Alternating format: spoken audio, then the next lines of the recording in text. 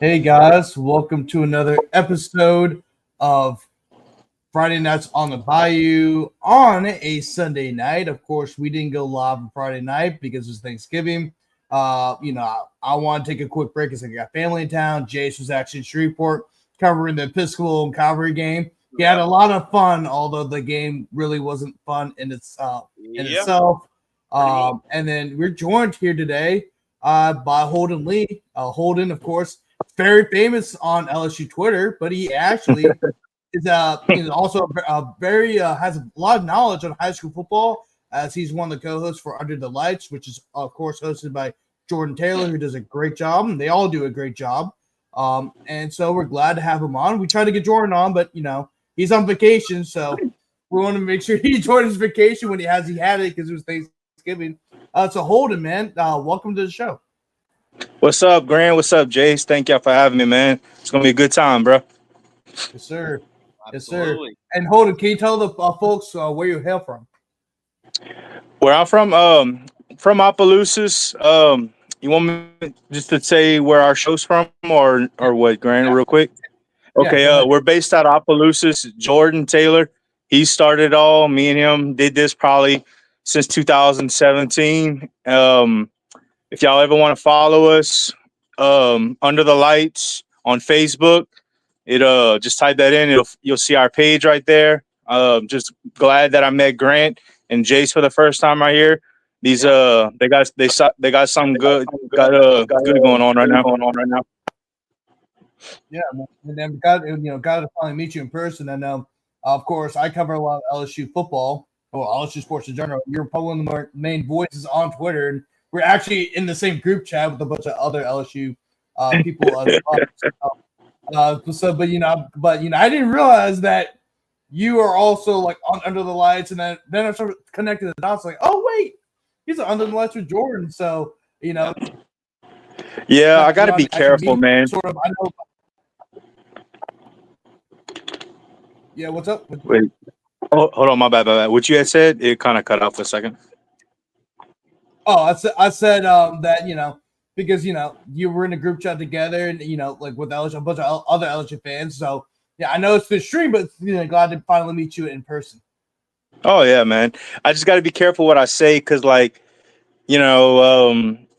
we got a platform and people know that I'm with Under the Lights, so it's like just got to be careful on Twitter, because some people can go be messy or something. So sometimes it's hard to bite my tongue. You probably see me interact with people already, but yeah. I mean, it happens to me. It happens all. Hey, we're journalists too. Like we're trying to be professionals, so we see it all the time and everything like that. So I mean, I get where you're coming from. Like, there's been times where I've got in trouble for that too. I mean, say here. I mean, but like especially me though. But it's a we're recap reports. We're recapping the quarterfinals. It's a crazy quarterfinals. A lot of results that didn't shock us, but there's a lot of results that were like, wow, I did not expect this game to be end like this. Or I was like, oh wow, I did not expect this team to win this game. There's a lot of that this weekend. And that and that just shows you how much talent we have in the seed, no matter what seed you are. That team could be the number one seed. I mean, and the crazy thing is we've had all these upsets, but not a single number one seed is lost yet, which is insane to think about. There's still all the number one seeds are still in it. Yeah. And I gotta look because I said I feel bad because I don't have my notes right here, but I want to know how many state champions are still from last year still in the hunt right now. Let's see. You got Ruston. Catholic. Still in the hunt. Union Parish is still in the hunt. Yep. That's it, right? Yeah, because Oak Grove lost. Calvary's still in. Calvary's still in it, yeah. Yeah, I forgot about Calvary. Yeah, you're right. Calvary. So, I mean, that's impressive. 4, I think. Yeah. So 4 off the top of my head. I'm still trying to make sure if I'm leaving anybody out. I'm trying to think of the 1As, 2A. Both are out in Division 2. Yeah. St. Thomas More and Opelousas are out. Southern Lab All lost right. to Southern Lab four. lost. Yeah, Southern Lab lost. So there's 4 left. Yep. Mm-hmm. Yep. That's weird though. Like Grant said, man. Usually you don't have all those 1 seeds at this time. Like you just don't. Like there's But they did have a little Cinderella team, but they finally lost to Neville. I was kind of rooting for him. Chalmette, yeah, that's out in my Chalmette. area. Yeah, Yep. I think I saw something where like it's really rare that you see all number 1 seeds not only advances for, but like I know like even the seeds. I think there's only been like 2 or 3 times where every single number 1 seed won a bracket, or maybe there hasn't been ever. I don't know, because it's like usually you don't see all 8 number 1 seeds advance to the semifinals. And some of them could have easily lost. You're about to go over the results, and we're going to go over it, Grant. But a lot of those number 1 seeds could have easily gone the other way because there were some really close matchups in the quarterfinal round. Some number 1 seeds had to survive and find a way because it wasn't necessarily a slam dunk for all 8 of those teams this past weekend. I think you might see that number reduced probably in half after this week. Some of those 1 seeds. There's a good chance that can happen. And some of these matchups. Talked so much about it, Holden with Grant throughout the year. I don't remember seeing this year with as much parity as we've seen this year. I mean, you talk about. I mean, as far as like new teams, we haven't really talked about emerging. We've seen a lot of the bigger. It's a lot of the bigger programs are starting to emerge now. Whether it was a tough schedule early in the year or getting healthy right now, but you get a good mix of some new names and some new faces and some of the old familiar teams that we were accustomed to seeing in the past. So I feel like this year's been a pretty good mix of both. Yeah, I mean, last year I remember you like Oak Grove and a few others. You can look at the road to the dome and everything and see, okay, that's probably your state champion. This year, you just have no idea. I mean, this year I think the talent is a little more equal this year now and everything. And I mean, it's just you got closer games now, man. Like, yeah, you have still a little few blowouts here and there, but all in all, man, they had a few games where the number 1 seed almost lost last week. So it's gonna be fun. That's Franklin in a nutshell. Hey, like I mean, that's a set something from Hodges. Like if you look at his past Cinderella runs with East Step and Honville, that's how they won basically all their games. Like those, last game wins or like. Well, Franklinton was up 41-27 late in the fourth quarter, and then Lakeshore. It was still a very close game, but there's a lot of times Franklinton this year, even the regular season, was just playing because they knew what to do in those situations. And also, the thing that Coach Salt said to me was that a big reason for them winning all these close games was their work during the offseason in the weight room and their conditioning. So they're well conditioned to be in those late game situations, especially games where both teams scored a lot of points. That was a huge reason for that. But anyway, guys, what were some results that shocked you this weekend? Because there's a lot of them, and there's a lot of them you can name off the top of your hand. But what was probably the most intriguing result for both you guys, Holden and Jace? Jace, you can start first. Yeah, there was a lot of them, Grant, and one of them we actually talked about before we started, and really it's Plaquemine. Plaquemine's had some great teams in the past, and this year we kind of rode them off a little bit, but they're still winning, man. And Plaquemine's got a really explosive offense. We talked about, Nico, Victorian, Tyrese Mosby, but they're playing Opelousas, and Opelousas, we knew to disregard that 14 seed because I don't know how in the heck that they're seeded 14th, but that's just how it was. But Opelousas was the defending state champs. A lot of people had them really winning out, and they went to Plaquemine, and Plaquemine got the best of them. So that was a result that at the same time, like I could see Plaquemine winning. Still seeing Opelousas fall down, especially when they're so battle tested and veteran group like they were the year before. That was a little shocking to me. There's going to be some other ones that we'll talk about as well. Another state champion I had. Now that was a tough game. They weren't going to go unscathed, but I had Oak Grove also being a state champion, and they're out against Sterling. So that was another team I was really high on just because of Jackson Browley coming back at the quarterback position. He's probably the best player in that bracket, and to see them play Sterlington at home, where they've had some success against Sterlington over the last couple of years, for them to lose at home, that was surprising as well, just because of the guys that got back. But those are just a couple of them. But there's been a lot of really good matches we're definitely going to talk about. Yeah, couldn't agree more, Jace. As y'all know, probably, and whoever's watching or listening, we cover a lot of the state, whether it's the 318, we've covered New Orleans, a lot of Lafayette on here. So I'm gonna say these two teams, just to give them a little shout out. So Vermilion Catholic and St. Ed's. Yeah. I was this game was 60-20. Vermilion Catholic, when you look at them in person, like, we're gonna run through these kids. That is the most fundamentally disciplined, sound team I've seen, and I've seen a lot of teams this year and the last several years. That team, they're tiny, but they're not. You might have 160 on that team. Dude, they play hard. They coach. They're fast. They've got a quarterback, y'all. They call him Johnny Football. The kid probably runs a 4.4. I'm serious, y'all. I think we counted 6 touchdowns he had against St. Ed's. But the thing I'm trying to get at is that was a blowout I thought was going to be a shootout, because St. Ed's had just beat Harlem Berry in them 78 to like 30-something. But we've covered St. Ed's a lot this year, and I think they averaged 50-something points a game. So, and then they drove and scored on the first drive of the game. I'm like, oh, we got a ball game. Then the first play, freaking Vermilion Catholic scores like a 70-yard touchdown. After that, they did not look back.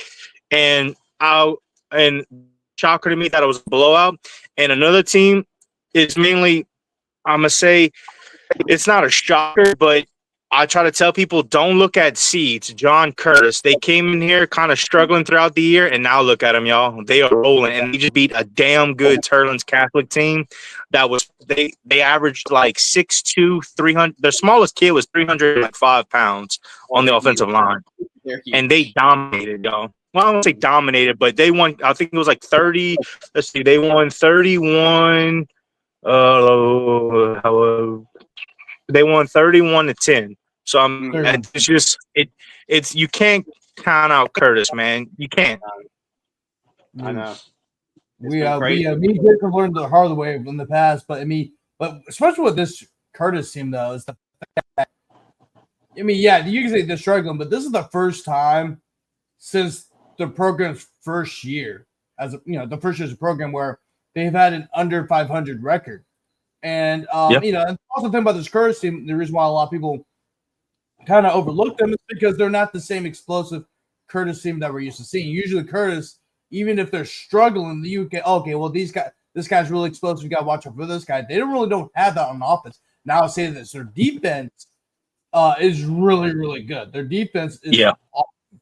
However, but the thing is, the defense has to make up for a lot of the offensive mistakes. And offense has made a lot of mistakes, not finishing drives, turning the ball over, not scoring enough points to win games. Because if you look at how the defense played, in the regular season, they only allowed 149 points to win the playoffs. However, they only scored 146 on offense. So that was a tough schedule. It is a tough schedule, but Curtis plays the schedule every year, and they usually don't. Yeah. It was kind of so a lot of people are like, oh yeah, we don't want to count on Curtis, but we also know what we've also seen from the player they've struggled. But however, I'll say this: it's not Curtis. It's not like I don't trust Curtis. I trust JT. As long as that man is on the sidelines, he's going to have a chip. It all started, and we talked about, if you're going to get this John Curtis team, disregard the record, right? If you're going to get them early. So like Brother Morin had a chance, for a rematch. Teams that have been very familiar with each other, that was an opportunity to get them out early, because once they win that playoff game, you go and look. I know we talked about them on our show for Gridiron Football, Ball in the Boot, Grant. But I know everybody was saying KDM. I know KDM was a trendy pick, and I kept on saying, like, hey, I know we're keep on saying KDM, but it's still John Curtis. still JT Curtis, and they're going against Severe. They know exactly how to defend that because that's what they run. So a lot of times matchups, but they get through that game too. It was a bad matchup for Acadiana. Get through that one. You play a team like Turner's Catholic, Holden said, is a big physical football team, and they play with similar styles of Catholic League as well. So this upcoming matchup in the semifinals, I mean, we'll talk about it, but Alexandria, seeing how they match that type of team is going to be very intriguing. Yeah, definitely. So go ahead. If JT Kurtz wins another title this year, does he go down as the greatest high school football coach of all time?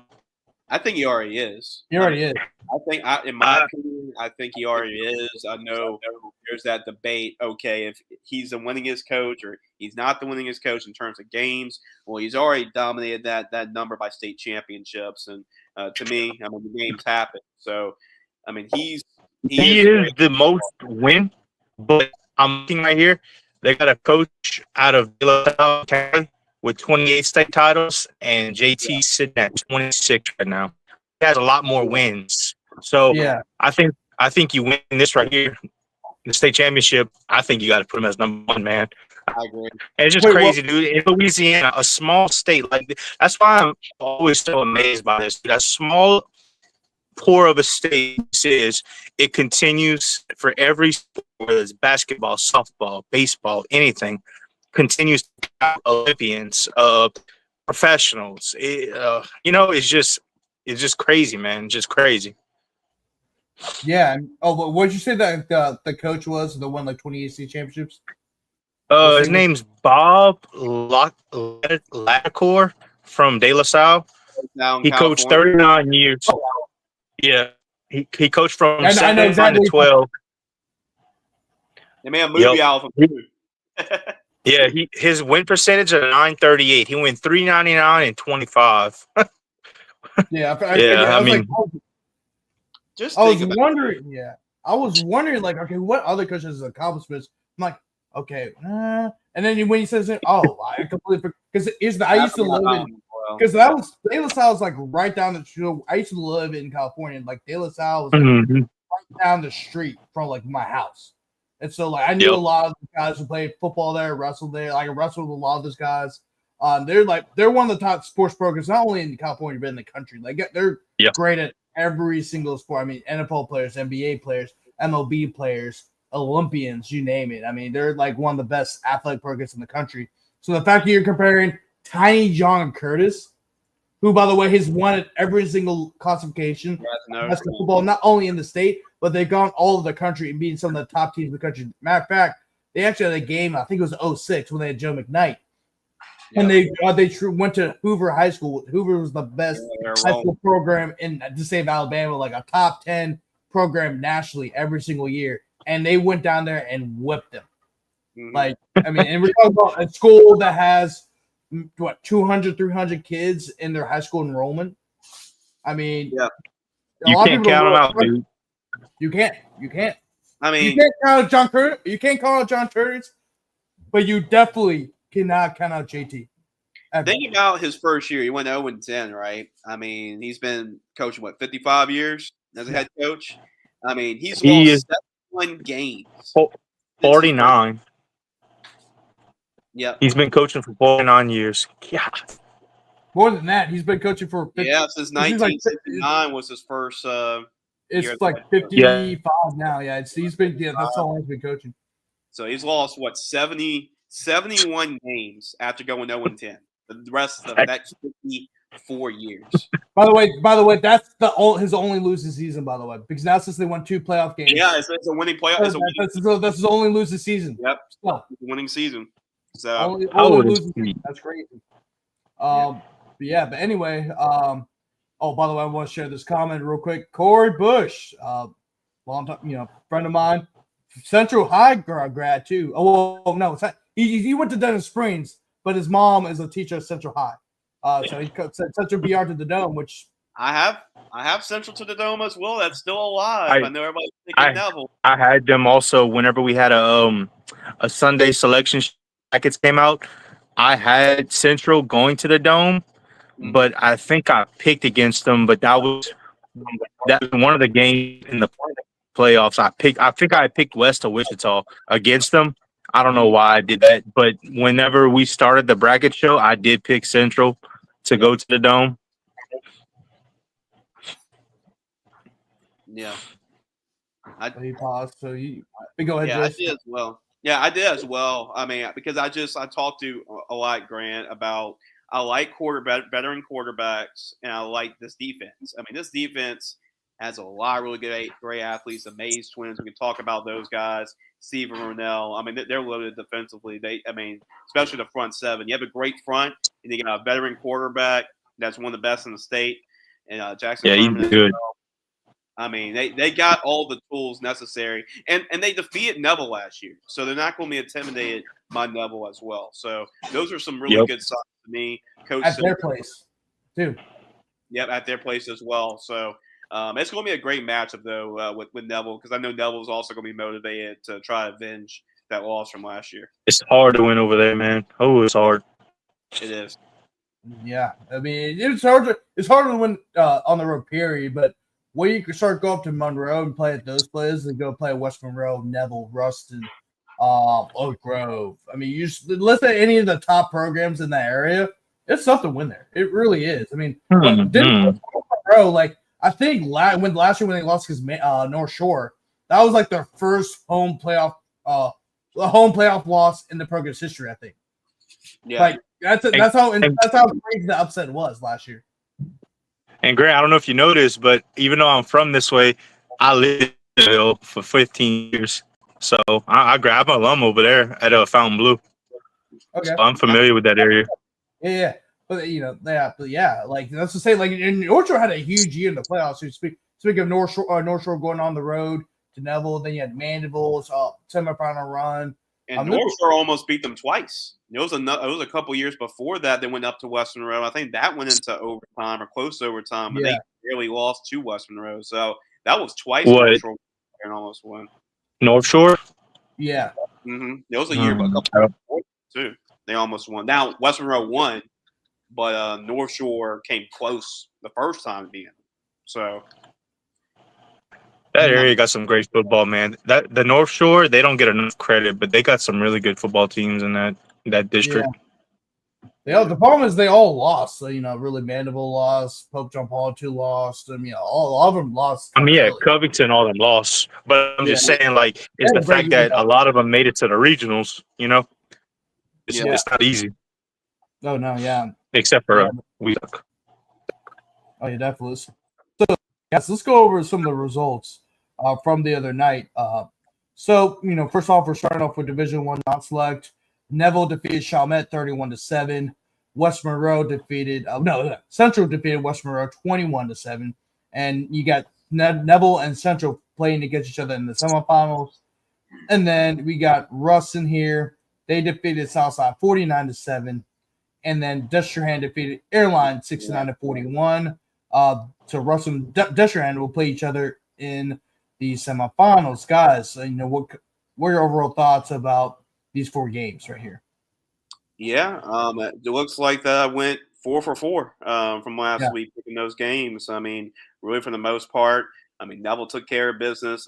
For a while, Central and West Monroe was a close one, and I think Central kind of pulled away at the end. And I think early it was back and forth between Destrehan and Airline, but just see that offense explode at halftime.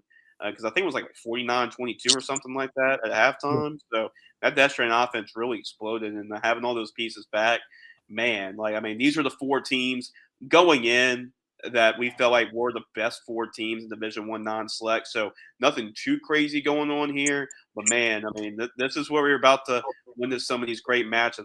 Semifinal time with these 4 teams. I thought these were the best 4 teams in the bracket regardless of seeding, and we're finally going to get that in Division I non-select.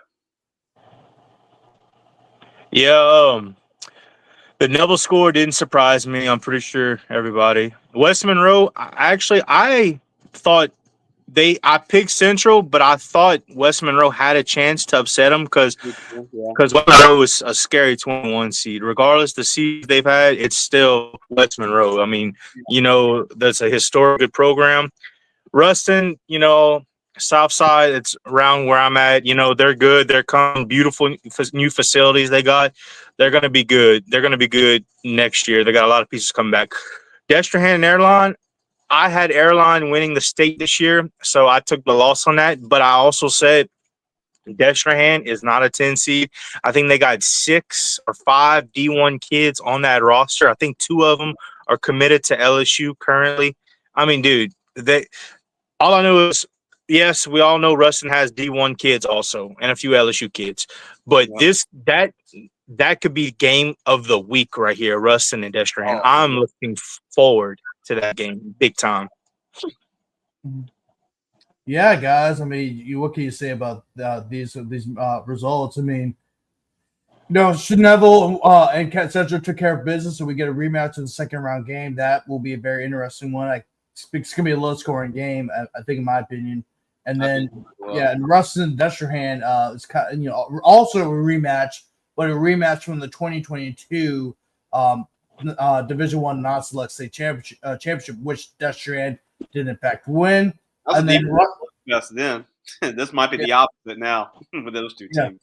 And then Ruston after that game won, I believe, because they lost in week 6. So they won 20 straight games after that. And actually, matter of fact, that was the only game they lost the last 2 years before this year.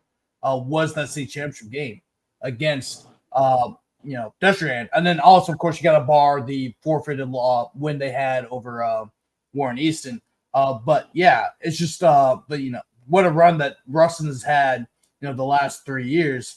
But guys, I want to kind of talk about this. Destrehan and Airline. I mean, Malachi Gladney's just been an awesome running back for the Wildcats. I mean, I think this is fourth 200-yard rushing yard game of the season, and he's only a sophomore. He did get some good Airline time. I know Airline and a lot of the Shreveport teams got a lot of flack for the lack of defense per se, but this is a very impressive win for Destrehan to go on the road to Shreveport and knock off the number 2 seeded Airline. Yeah, I can agree. I mean, I knew there was going to be some points being scored. I mean, Airline's offense is legit. I mean, Ben Taylor, as well as those receivers, with Kenny Darby and Jarvis Davis. Like Holden mentioned, I mean, there were in that game alone, there were 3 LSU commits. With Kenny Darby also coming to LSU, and potentially a 4th, as well. So Jabari Mack, who's on the LSU's radar. So a lot of talent on the football field. I knew it was going to be high scoring. What surprised me most, the most surprising result was really Destrehan Airline for this reason. I didn't think Destrehan would just run away from Airline in the first half like they did. I think that was the most surprising outcome from this 4-game matchups. I mean, you know what I'm surprised to? I mean, I agree with all that. Dude, I don't know how Ben Taylor doesn't have bigger offers. I mean, I know, man. I know. Yeah. It's just crazy, man. That kid's talented, dude. That kid is talented. Right. Look, Northwestern State is that his best option right now? I think he's got a bunch of FCS offers, but I think he's committed to play at Northwestern State. Yeah. But the thing is with the knock though, however, on guys like Ben Taylor is that he will probably be considered a system quarterback because of the offense he plays in. Although I don't think that's really the case. Really quarterback. However, he's considered, of course, as a quarterback because for one, he is a part of a system that likes to throw the ball down the field. However, he's deadly accurate, and of course, he throws for a lot of yards and stuff like that. But then also, it's also the same thing about Shreveport. They don't play defense. So it's kind of that's kind of the 2 knocks that are going against him. It's like he plays in the Shreveport area. Now, Pops Houston, it's been, obviously still a top recruiting. So is Malachi Ziegler from Benton. However, Evangel will never get the knock because it's Evangel, right? They're one of the bigger brands in high school football. I know they've struggled the last 5 years. It's still a brand, right? You see that E, you know exactly who that is. But if you're another public school guy, you're not going to really get the same pub unless you're extreme, you don't have stuff that a lot of people don't have, right? And so that's kind of a knock on Ben Taylor, even though I think that's kind of unfair for him because we all know that he's a very talented quarterback. But guys, we got to move on to Division II non-select. And this one has been, of course, the last few seasons. This is the bracket that we all expect chaos. We don't know who's going to win what. It's not because these teams are bad. So like, oh, you should have but it's just because these teams are all really good, and you can't separate one from another, right? Mm-hmm. And you've seen that throughout the playoffs. There's been a lot of this bracket's probably had the most upsets, really. Yeah, really think about it. But Franklinton defeats Lakeshore 41-40.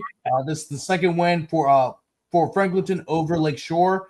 They keep playing with fire, but the thing is, when you have a coach like Nick Santoformaggio, who does a great job of managing his teams in these high intensity games where everything can go down to the last play, he does a great job of coaching his team up to get ready for that. And a lot of credit has to go to Nick Santoformaggio for having another great playoff run at a school. I know Franklinton's had a lot of success in the past. This is the first time we have talked about Franklinton being in this position in a while, like over 10 years. Yeah. Wow, that's about how long it's been. Maybe. Yeah, well, no, 2014 was the last time I think they were like 2014, 2015. It's been 10 years. So I mean, it's about 10 years. Yeah, Iowa defeated Franklin Parish 42-28. Franklin Parish's team, me and Jace were both high. Matter of fact, we both picked them to go to the Dome, but Iowa had something to say about it, and Iowa put up 42 points on Franklin Parish. So Iowa's offense is really good. We want to see what they would do against a team like Franklin Parish, and they went on the road 3.5 hours, 4 hours down the road and defeated a very talented Franklin Parish team. The best defense in that bracket. You can keep going. Yeah. Yes. And Iowa will go play against Franklinton up there in the northeast, the most southeastern part of the state. So that should be a great one. That's gonna be crazy. Yeah. That's gonna be a crazy game, a crazy environment over there at Franklin. Plaquemine has another big time win over Opelousas. They've beaten both the Opelousas teams. Me and Jace picked them not to go this far. Me and Jace actually had them lose against Northwest. They beat Northwest. They come back and they defeat the defending state champions 35-22. What a run for the Green Devils, Nick Victorian, Tyrese Mosby, just the whole squad over there at Plaquemine for this run. They will play the defending state runner-ups in Cecilia. Cecilia knocked off North Dakota on the road 57-40. Their offense has been lights out so far throughout the playoffs. 50 points against Pearl River, 49 points against Lusher, a Lusher team that only allowed 50 points throughout the season before Cecilia put up 49 points on the Bulldogs, and then they go on the road to score 57 over North DeSoto. Can they keep scoring its way into the state championship game for the second year in a row? We'll see when they play against Plaquemine. But guys, which result stood out to you guys the most? Jay, starting off with you. Yeah, I mean, it's kind of crazy to say, Grant, but the one that didn't surprise me the most was actually the 1 point win by Franklinton. Yeah. I mean, that just comes to show you how tough this bracket really is. Like you mentioned, Grant, I was really high on Franklin Parish because they had some great wins this year. They beat Calvary Baptist, and I'm like, seeing this Calvary Baptist team in person, and being that team, no matter what class you're in, I mean, that's an accomplishment there with the team that they have. But Iowa, they have a great offense. I mean, Jonathan Walker and Colin Charles as well. The Raging Cajuns commit. They're explosive. And I think Iowa, Franklin Parish was, I think, in control for most part of that game. And I think Iowa came just storming up and really kind of, stealing that one as well. And, Iowa's had a great run. I think it's only the second time they've made the semifinals ever. So, this is a great team this year, Coach Johns. And what a run they had late to seal that one against Franklin Parish, a team that we were both high on. I had them in the Dome. So, I had Lutcher winning a state championship. They're out. So, this bracket is totally toast for me. So, you look at the bottom side of the bracket. I mean, those two other results I already talked about at the beginning of the show. Plaquemine as well. We keep doubting the Green Devils, but Coach Williams is a young up-and-coming coach. He's done an awesome job with his team, and that surprised me because of Opelousas. You get Zacchaeus Malvo back at quarterback. You get Deshaun Ford. He's a tank as well. You want to try to get him down because he's tough to bring down one-on-one. But Plaquemine being able to beat that veteran team, that was surprising to me. And then Cecilia actually had Cecilia win this game as well against North DeSoto, but be able to pull away against North DeSoto like that was a little surprising to me by the scoring margin. I thought it was going to be kind of like a up and back and forth football game, so they can score as well. But this Cecilia team is when you can score 49 points on Letcher. I mean, you can move the ball against anybody, and they've really been able to prove that. So that's going to be a great match between, Plaquemine and Cecilia, both teams that are really good offensively in the semifinals. But to answer your question, Grant, I mean, really those 3 games, kind of a mixture of those 3 games. And it's kind of weird saying that the Franklinton Lakeshore game was the least surprising one because I knew it was going to be close, like it was the first time it was, and Franklinton was able to pull it out. But it just comes to show you how tough this bracket really is. Yeah, Lakeshore's our rival, so I wasn't mad that they lost. But I picked Franklinton. I knew it was gonna be a good game though. Iowa and Franklin Parish. Fun fact, quick. Iowa's only lost this year to a team out of Texas who I think made a little run in the playoffs. I forgot. We covered them several times. Probably one of the best atmospheres in the state. I've been to a lot of stadiums. Though that is a football city, y'all. Football town. I mean, they shut down probably a top 5 quarterback in the state, whereas a dual threat from running and passing. I think his name is Desarian Ellis. He's good. Kid is a stud. I actually picked Iowa to win the state title this year, y'all. So Opelousas Plaquemine, look, everybody knows how I feel about Opelousas. When Plaquemine beat Northwest was down both of their starting running backs. So and it was still a close game. Opelousas, I said it was going to be a tough matchup with the passing game. That was their only weakness. But I think they were also kind of, I don't know, just maybe looking ahead a little bit.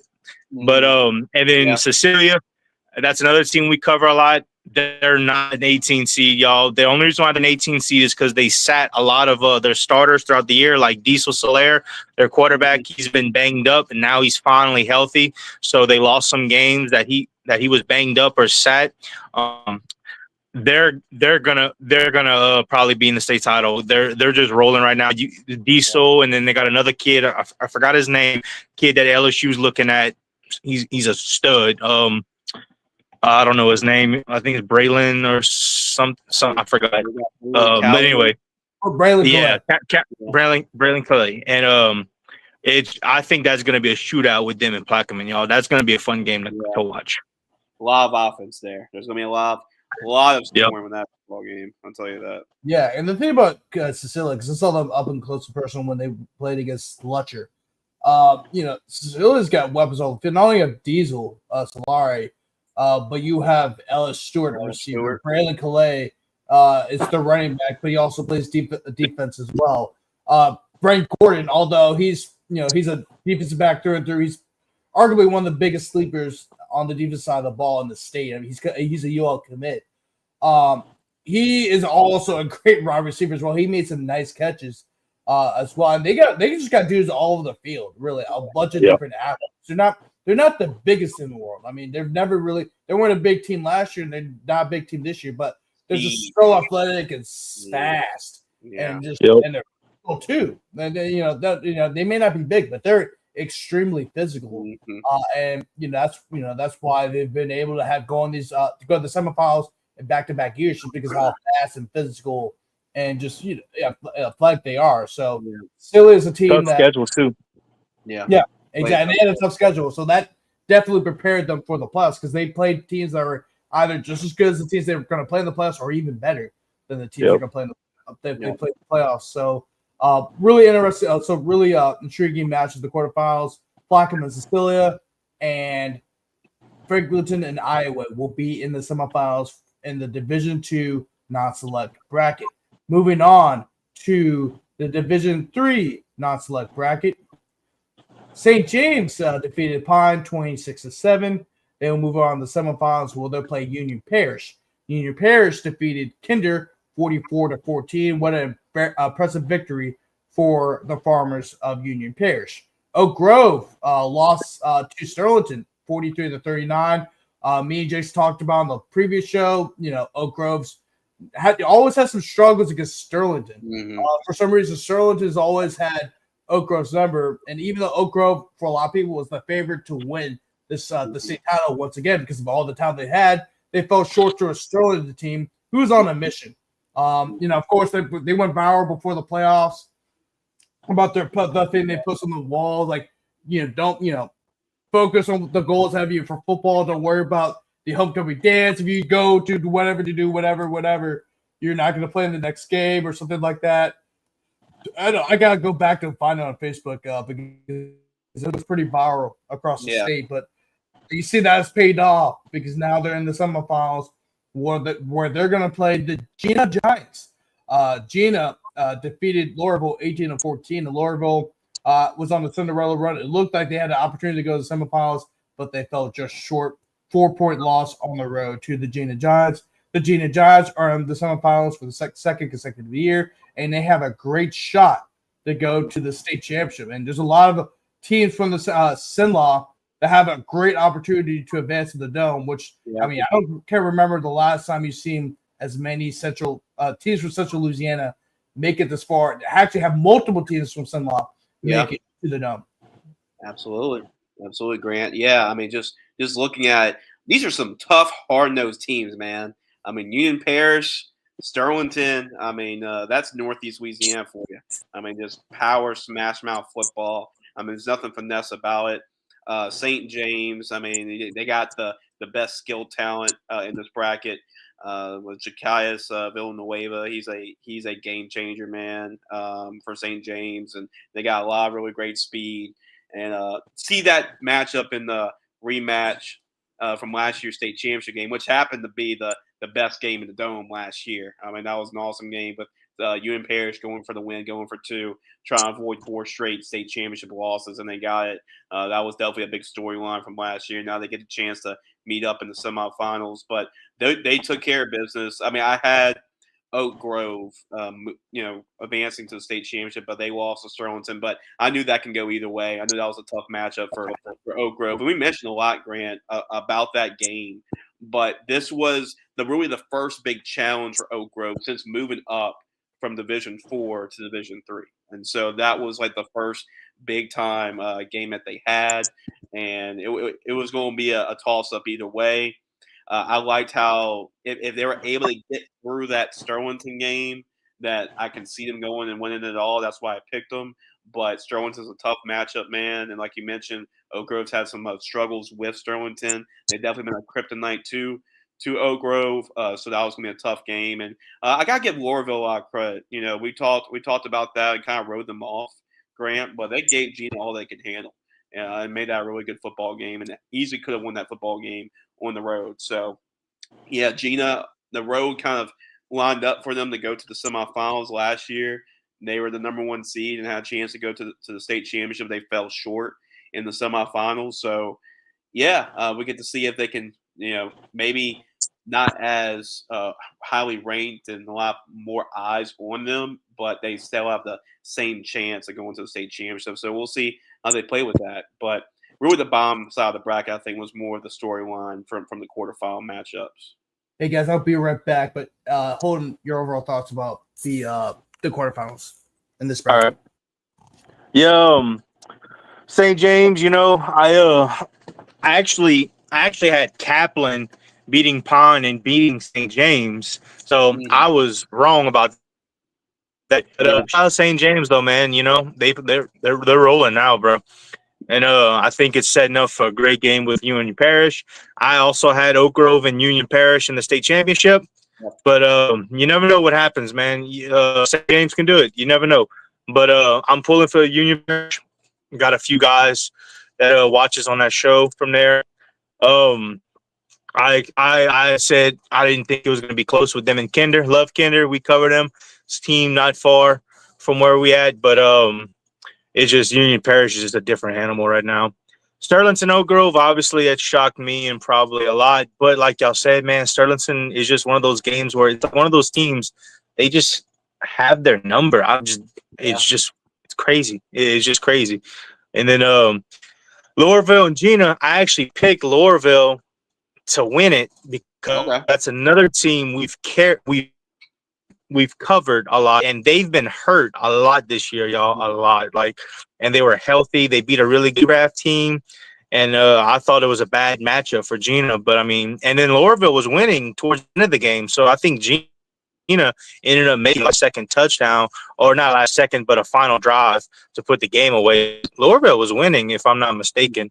Okay. But I'm excited though. I think I mean I haven't really seen much of Sterlington. I just see like little videos and pictures and here and there. I don't know if that's a tough matchup for Gina or not. I've seen Gina. It's just it depends what team you're gonna get with Gina. And that St. James and Parish, I feel like the winner of that game is your state championship champion. But I could be wrong because look at Sterlington. They could be the state champion now after knocking off Oak Ridge. Yeah, so, but Sterlington's been up and down also. It's weird, man. Yeah, this one's kind of wide open too, Holden. I mean, we talked about it as well. Like, I mean, these 4 teams. Now, I had Oak Grove, like I said, in the state championship game and winning. But I had Union Parish playing them. So right now, that could be a really good Northeast Louisiana matchup. And you know how it is this time of year, Holden, when it's cold. It's the elements aren't that really great for either side of the ball. You know it's going to come down to teams that are tough, physical, win the line of scrimmage, and that's what Sterlington and Union Parish are. So it wouldn't shock me that we get that dome. I mean, it got matched up in the dome, but at the same time, St. James they can play with Union Parish and see those conflicting styles. St. James more of the high tempo, fast pace athletes on the football field type of team. So playing against a smash mouth team like Union Parish, I mean that's always been a contrasting matchup. So I mean it was a great game last year. It was the game of the dome last year. So get a chance to see that. Well, Gina plays. Oh my bad, Garrett. You good? Oh yeah. So yeah, it's like it arguably was that, and then Calvary Baptist and St. Charles got. St. Charles was great as well, but I mean, really, this one was kind of crazy because Union Parish decided to run the ball with no timeouts, and they got the touchdown. And then on top of that, they went for 2. For the win. So I mean, it was just 2 gutsy, back-to-back gutsy calls by Coach Spataford to win the state championship last year. So I mean, yeah. So that'd be St. James Union Parish, of course, 2 contrasting styles. But should be a great game regardless. And then, of course, you got Sterlington and Gina. And Sterlington's trying to make it back to the dome for the first time since, I believe, 2021 when they won it. I think you're right. And then Gina, I think, is trying to make it to his first time ever. Mm-hmm. Yeah. It was last year, so let's see if they can overcome that hurdle, go to their hump, right, after making the semis last year. Hey, if St. Charles just punched the ball, they win it last year. I'm just saying. Thank you. Thank you. I was so disgusted, y'all. Oh. So I said that was the big argument between me and Grant last year. So we talked about it. I'm on that fence where like I get what they're going through. Right? If we are not good enough to pick up 1 yard, we don't deserve to win the state championship. Like I trust in my team to pick up 1 yard. You pick up 1 yard, you ice the game away. You kneel the rest of the clock out. They don't touch the football. So I'm on that side as well. I get what they're going through. If you don't pick up 1 yard, you don't deserve to win the state championship. Wasn't that at the 50? It was like around midfield, yeah. And the very next play when Calvary got it, didn't they throw like a bomb? Wasn't it? Or something? Midfield, yeah. It was like 3 plays, Grant. I mean, it was. It's just I didn't trust putting my defense against that offense, but it's what it is. Offense. Yeah. By the way, Jared, say it again, Holden. And Calvary Baptist had under 40 seconds left to go the length of the field to get a field goal. That's what I'm saying. Like, if they pump the ball, Calvary's going to get the ball at like the 20-yard line. With 40 seconds left to go in the game. That's still a dangerous offense, man. That's still a dangerous offense, but like you can be incomplete pass. You get tackled in bounds. Like there's so many scenarios where, and also I think Calvary only didn't have a single timeout left. And St. Charles is playing them good on defense. Just the momentum switch after that. And I can see the point of view of going forward, but Brother, if you punt them, you put them back in their own end zone, like in their own territory. You know, I see it both ways. Like I'm not saying what they Yeah. like they. Oh yeah. I can also see punting. I mean that's a great strategy as well. But if you're going to say that was a stupid decision to go for, it wasn't a stupid decision because you get that 1 yard, you win the game, and you don't have to worry about their offense touching the field at all. So that's where my point of view is on that, and I get that, because I'm a coach. Like, hey, if we made it this far, I trust in y'all getting 1 yard. That's really the coach saying, I trust in y'all getting that yard and winning the game, and not to lose the game. So I get that. I get that decision. By the way, I want to come back to this comment. Hayden Lesson, Holden, can I have your autograph? My Look, boy Hayden. He's on our show too. I don't know if y'all know. Yeah, he does an awesome job. I mean, keeping up with the LCA stats as well. I mean, kind of his historian over there as well. Hayden's the guy to go to for that stuff, y'all. Like, he's the guy. He's the guy for that. He's the goat for real. But anyway, by the way, St. Charles Catholic did a wonderful job of definitely stopping. That's what I'm saying. Yeah, the thing is, St. Charles Catholic's defense was great throughout the year. Trust your defense. They're the reason why they got you there. That was my whole point, really. It's like trust their defense. And by the way, the week before that, they completely shut down the meal pick around the U-High's passing offense. So that's my thing. Trust your offense. Trust your defense. Yep. Like, and that's I mean, if they get the yard, it's one thing. The game's over. But my thing is though, it's better to get out of it too. If you don't get it, you're that high on your defense. Then that's another thing too. Like, hey, if we don't get the yard. Like, I trust in y'all guys. I trust in my defense and how great we've been all year, even though that's a great offense. So, I can see it from that angle too if you don't get it. But like you mentioned, I'm not saying that was not bad. I mean, now it's not a bad decision to punt it because obviously that's good too. You punt them deep and you make them drive the length from the field. But another thing you got to throw in the wrinkle in this situation is what happens with the punt. I mean, like, is it a short punt? Can it get blocked? Is it a high snap? Like, a lot of things. Oh my god! What Jace? It happens at every single level. What happened with this punt? What happened? It's like, trust your defense. Like, if you put the ball 50 yards, that's 50 more yards, and Calvary's offense still has to go down the field and score a touchdown. And that's also There's also less time for them too. Not more yards and less time. So. I get it, Jace. Like, we're going to agree to disagree. We have to move on to Division 4 non-select. Agree to disagree. That throwback last year, Grant. Of course, a year later. Look, Holden, look what you did, man. Look, we invite you. Look what you did. You really nice back. I'm known to do that. Division 4 non-select bracket. This one is, we all expected Haynesville to go far. A lot of people picked them to win the state championship. They defeat Welsh 30-15.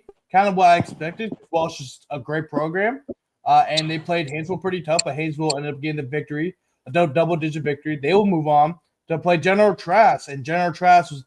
I picked them to win this game. I picked them to go to quarterfinals, although I didn't pick them to go to semifinals. I thought they're going to lose. I originally thought they're going to lose against General. However, I did say that General Trask, the way they've been playing their offense, they were going to get General problems. I was right, although I didn't pick the winner. I was right about the problem General Trask has against General, and they ended up picking the 2-point victory over General to play against Haynesville for an opportunity to go to the Dome. And on the bottom side of the bracket, Logan Sport defeated Franklin. Franklin had a great Cinderella run. However, it falls short, but a great season for the Franklin program. South Platte, a team that me and Jace I've got a little bit of crap about because we have disrespected them. But South Platte, they defeat Mangum 42-18. Did I pick South Platte to win this game? Or pick Mangum? I think you picked Mangum. I think, yeah. Well, damn, I'm disrespecting them. But South Platte, that was a very impressive win for South Plaquemine. To beat not only to defeat Mangum, but to defeat them by that much. South Platte will play Logansport, and they'll have another, and they will host Logansport, so they don't have to worry about the drive. With all the confidence in the world coming off of that impressive win over Mangum, South Black has a great opportunity to go to the Dome. Yeah. And we talked about this before the show that, I can see a lot of New Orleans teams going to the Dome, which will actually benefit the LHSAA because you want as many teams in New Orleans because not only do you have the fans that were very close to the Superdome and can go travel to go to the game, but then you also have a lot of local fans who may not be alumni of the school. Oh, hey, let's go see Carr play against this team because they're a local team. So I know you want to be as diverse as possible. But if you ask the LHSAA, hey, which teams you want to be in the Dome, they're going to say this is this team because they know they can bring in revenue because of all the fans are packing in. However, but you also have the LHSAA network where you also have some other avenues. So, that's kind of the issues why the attendance has gone down over the years. However, when you have more local teams, they the audience, but the attendance. But anyway, guys, of all these games, which one stood out to you the most? To me, it was definitely South Plaquemines. Mangum was the team I actually picked to go to the Dome, and just because of it, they've been tough, man. Me too. Yep, Coach Wiltshire does a great job with that team. They're tough defensively. They gave Oak Grove, a team that we're high on, a run for their money. They could have won that game as well if they only lost by 6. I thought, that was going to be the team to beat. And they lose to South Plaquemines. I know on their show and Ball in the Boot, there's been some South Plaquemine fans saying, hey, y'all not giving us any respect. And I said, hey, here's your chance. It gets a really good Mangum team to really prove how good you are. And I gotta give kudos to South Plaquemines, man. They just outplayed and they beat a good Mangum football team at home, and that travel makes a difference as well. I mean, for Mangum making that, I can't imagine I travel up with the Episcopal team to call that game 5-hour drive, and I thought that was a lot. But Mangum going all the way down to pretty much, really the bottom of the state at South Plaquemines. That's where you're really hitting there. So.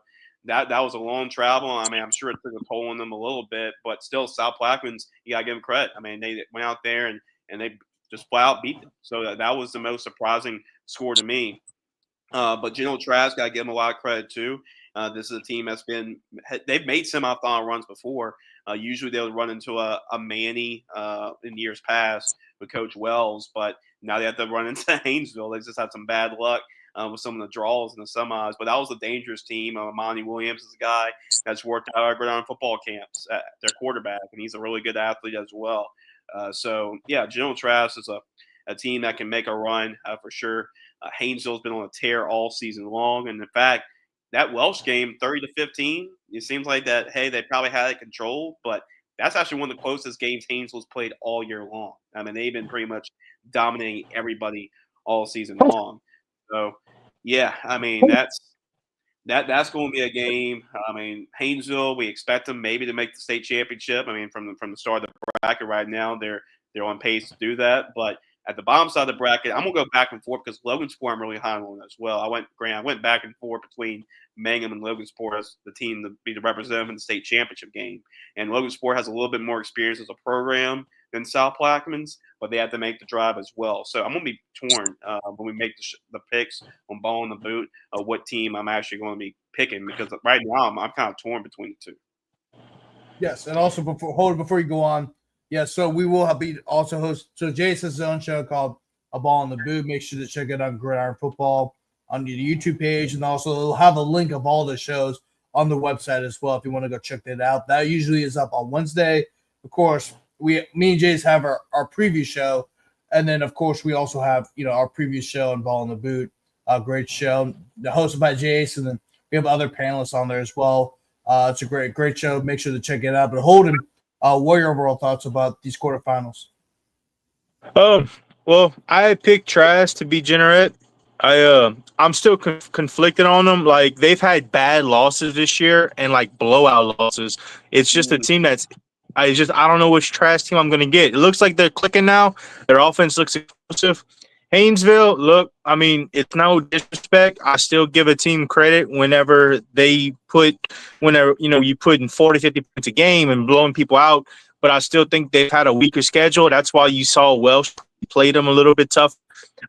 Hayden might know this. I'm not sure if Welch's starting quarterback was playing in that game or not. But I think Haynesville should be on upset alert. I think depending on this trash team that we've seen in these playoffs, that's a good little upset for a 1 seed to lose. It's not a guaranteed walkthrough like some people think for Haynesville. Franklin Logansport, I expect the Logansport to handle business. Mangum was my state championship too. What South Platte did, I think South Platte might be my favorites to win it all now. I think this is going to be a very good matchup with them and Logansport. This might be your state title. This might be your state champion, the winner out of this game, if I'm picking. So I'm looking forward to that. Yeah, I mean, me and Jace, we both had Haynesville as a state champion. And actually, I had South Plaquemine losing against Homer in the second round, and then look how that turned out. I mean, Homer lost against East Feliciana, which I think it even shocked a lot of people that Homer lost against East Feliciana because Homer and they had a really tough schedule, so that's why they have a 5-5 record. But if you look, but teams like that who have those tough schedules usually tend to do better in the playoffs because they play teams. They've had deep runs into them. They won a state championship a couple years ago, so they were used to making deep runs. So that wasn't a bad pick. Yeah, not at all, exactly. So I mean, but they lost the first round, but that also made South Plaquemine's road a little easier. And then also South Plaquemine's been one of the better teams in the state in the second half of the year. Remember, like before we got in the playoffs, they nearly upset Newman. They did. And by the way, that was a healthy Newman team. But we're gonna get to Newman and it's just maybe 20, 30 minutes here when we get to Division III Select. But they nearly upset Newman, fully healthy Newman. And I think, because they know, oh wait, we could compete with these guys. We could compete with Newman. Shoot, yeah, we could compete with anybody. And I'm pretty sure they knew that even before the Newman game. But I think you're seeing it now where this is a very confident South Platte team. I'm not going to do any predictions yet. I'm going to wait till we get to our the ball in the boo and our previous show to make my predictions. But South Plaquemine is playing like a dome team right now. I mean, they are. Yeah. I mean, so, but yeah, we're gonna move on to Division I selects, and Division I selects is kind of the usual suspects.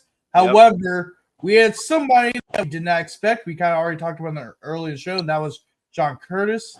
But from the top of the bracket, Edna Karr, they were down 14-0 against St. Thomas More. Yeah, they were. Typical Karr fashion, they scored 42.5 points. Karr, I didn't know they're considered the best team in the state. They're on a historic run right now. I don't think there's really been a Karr team. There's been some great Karr teams, but I don't think there's been a Karr team as dominant as this one. If you look throughout their history, I mean, they're killing everybody. And JB would know that one. What's up? JB, I don't know if he's in the chat. He would know that really good. Anyway, you can keep them. Yeah. Hey, JB, if you can confirm that what I said, that this is the most dominant Karr team we've seen in a while, please leave a comment if you're still watching. I'm not sure if he is. By the way, we got 300 viewers. This is the most non-selection show we've ever had. In the selection, we had like 560 viewers. Holden, like it was a lot. And because what benefited us was the fact that there was the LHSAA network did not do a selection show, so everyone's coming on here. I think everyone's coming on your show. A lot of people benefited from that on Sunday. Yeah. Really. But anyway, Karr will play Catholic at, I think it's going to be at Morchef Stadium, although they could switch to Haas-Mensah because they've done so in the past for big games. But it's going to be played on the West Bank regardless, and it should be that's going to be a game where everyone's going to be at. I'm going to be there. Jace will possibly be there unless he has a assignment to do for BSN. But that's a game where everyone's going to be at. It's highly anticipated. And on the bottom side of the bracket, by the way, Catholic beat Brummel 14-7. And tough as it usually is, of course. Six out of the last 7 meetings, Catholics won. By the way, Jace. Just remember. Yep, they have, but it hasn't been easy. And the one loss for Catholic that have it took Donovan Kaufman. By the way, Catholic outgained like Brummel like 350 to like 190 something. Yep. And Brummel still won. Yeah, Donovan Kaufman, 2 touchdowns. That was the difference. Yep. He had 11 tackles, an interception, a rushing touchdown. That game when they kick off return for a touchdown. Yep. He was the difference. Yeah. And then, So, but anyway, John Curtis upset Turlands Catholic. They were 1-10. I think a lot of people predicted that John Curtis was going to beat Turling's Catholic on that one. And John Curtis is rolling. But however, they will go up against a talented Alexandria team. And really, if Curtis is able to beat Alexandria BC Bird 43-32, which Bird is a beer team. Mm-hmm. So yes, Alexandria is used to seeing a beer team because they just played one last week. So how will they adjust this week going against another beer team in John Curtis? And also, and the thing is also, if Curtis does win this game, this will be the biggest win for this program in a while. I know they've won a state championship 2022, but I think if they were able to win this game, this is the biggest upset in John Curtis' history in a while.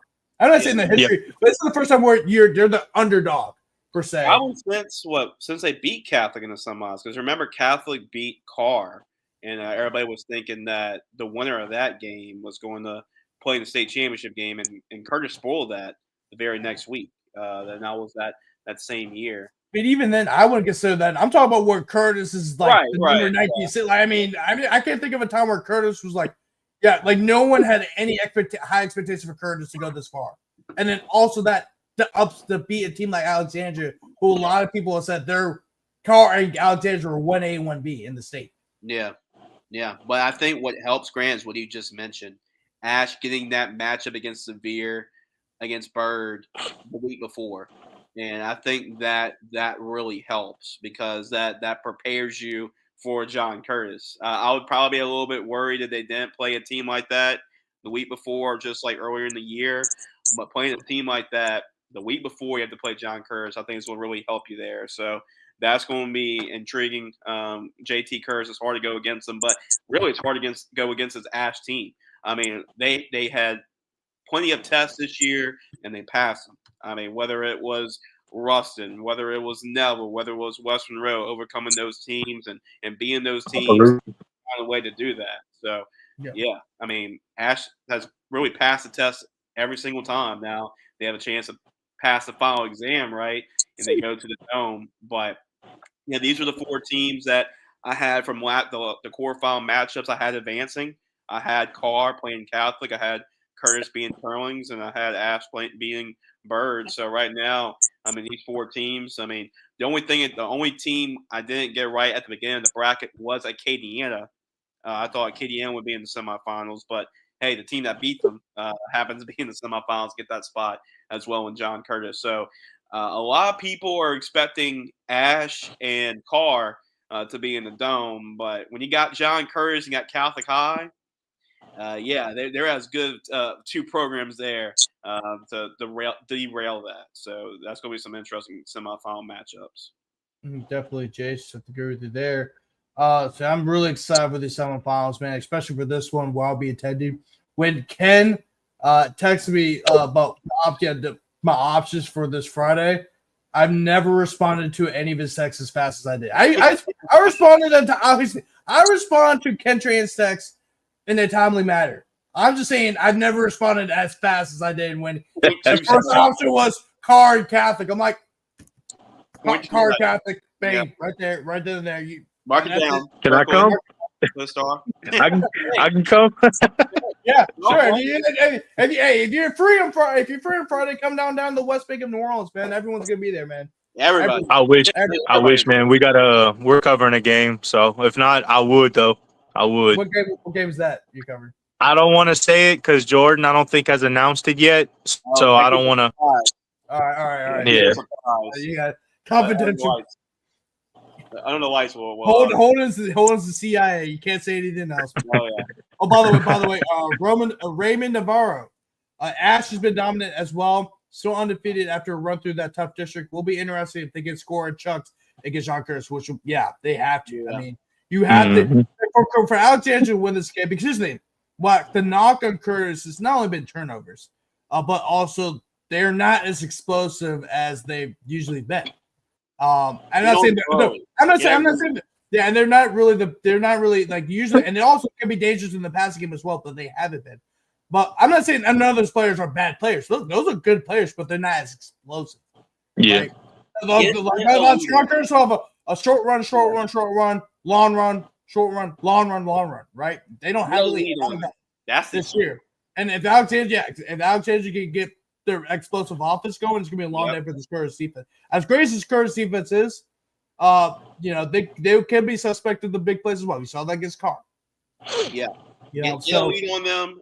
It's hard for this team to play with the trailing and coming from behind. When they have the lead, that's why they've been so good for 50-something years, because of their offense and playing with leads. So if you get on them early, and this Ash offense as explosive as they've been all season long, and they can get a lead on them, then Ash is looking really good, in my opinion. Yeah, come to Shaw Westbank, baby. And then he responds, I know the game, Holden. LOL. JB, shut up. Shut up. It's going to be a good game. Just tell you that now. It's going to be really good. Yeah. We'll get the scoop after we record it. We'll get the scoop after. Hell yeah. Anyway, moving on to Select Division 2. Does Holden have any thoughts on Yeah, Holden, you got any thoughts? Just quick, I think Division 1 Select, like I said, my opinion, nobody get mad. I think this is the hardest division. The toughest one to pick. There everybody, I know I'm an Edna Karr lover. I love Edna Karr, my favorite team in the state. But you can't look at this division and say that's your state champion. You can't. It is right. All four of these teams could be your state championship. And I love Ash. I think you got 1A in Karr and 1B in Ash. I want to see Karr and Ash in the state title. I think the state wants to see those two offenses go against each other.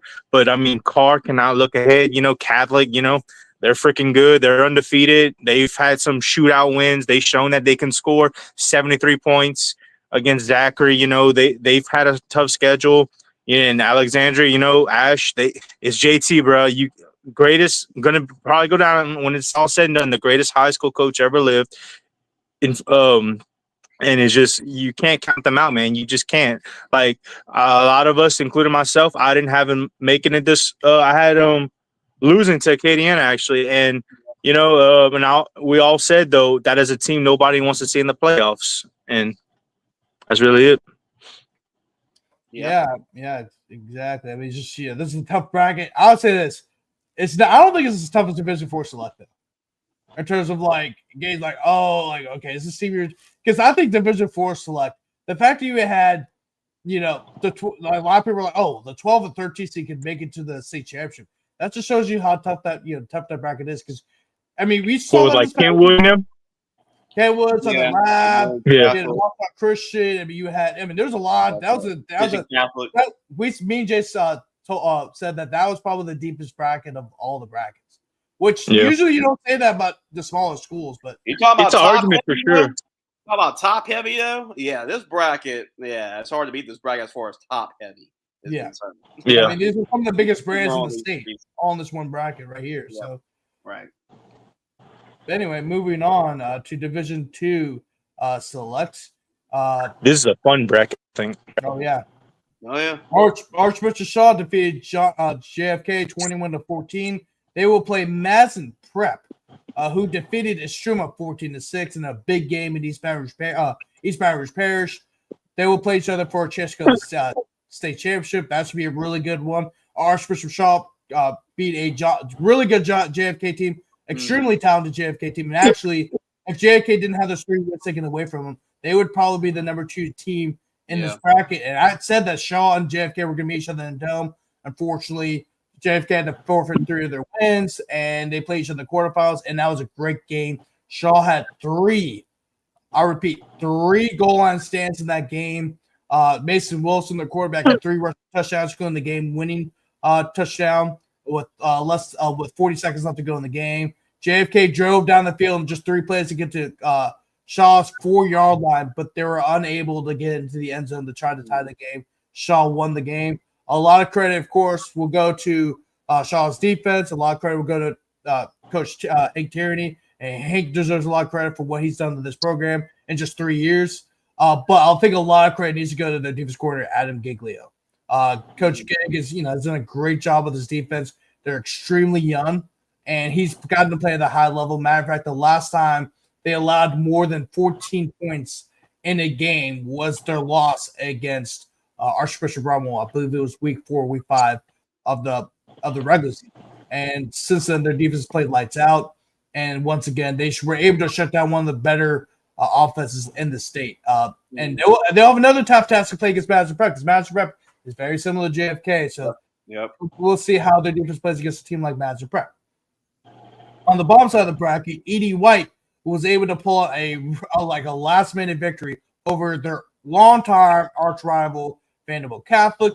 Edie White will take on Leesville, who is coming off of a 50-12 domination over Booker T. Washington of New Orleans. Booker T. Washington of New Orleans was able to advance to the quarterfinals due to U-High forfeiting the second-round game.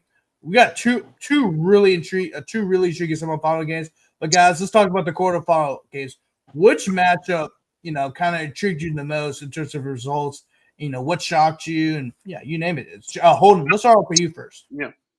Well, I think we shared it on our page. Did y'all see that Edie White kid catch that last second touchdown? Yes. Mm-hmm. When he dove for it off his fingertips and caught it, it was amazing. Anyway, I think our Bishop Shaw and JFK. I think that was your state title game. That was just my opinion. I thought that was that was your state champion there. JB, that's his team. He knows how I feel about Shaw. Prep and Estruma. Prep's been kind of they've been like up and down this year. Yeah, tough schedule, but it's hard to read them. Estruma, they played them tough. Edie White, Vanderbilt, Edie White, they were always good, man. That's just a good, fundamentally sound team again. Leesville, I love Leesville, man. Y'all, look, Xavier Ford, dude, he's been the starting running back, I think, for 4 years now, or at least his sophomore year. I think this year he had 50 rushing touchdowns and 3,000 rushing yards. Kid, I think the last few years he's had like 30 rushing touchdowns. I mean, dude, the kid is a beast. He's another kid that in Louisiana it just gets overlooked. I think was it 3? They're in 3A. Leesville. 4. Yeah, I think they're 4. I think they're 4. I think they're 4. Yeah, and it's just I don't understand why he's overlooked. They got a few other kids that are talked above him, which I understand. Those are bigger schools and stuff. But Xavier Ford, man, I like his lowest rushing yards this year, I think was like 98 or something. That's because he had got hurt, or I think the game was a blowout. They were losing. It's just the kid's a dog, bro, and I'm looking forward to that matchup.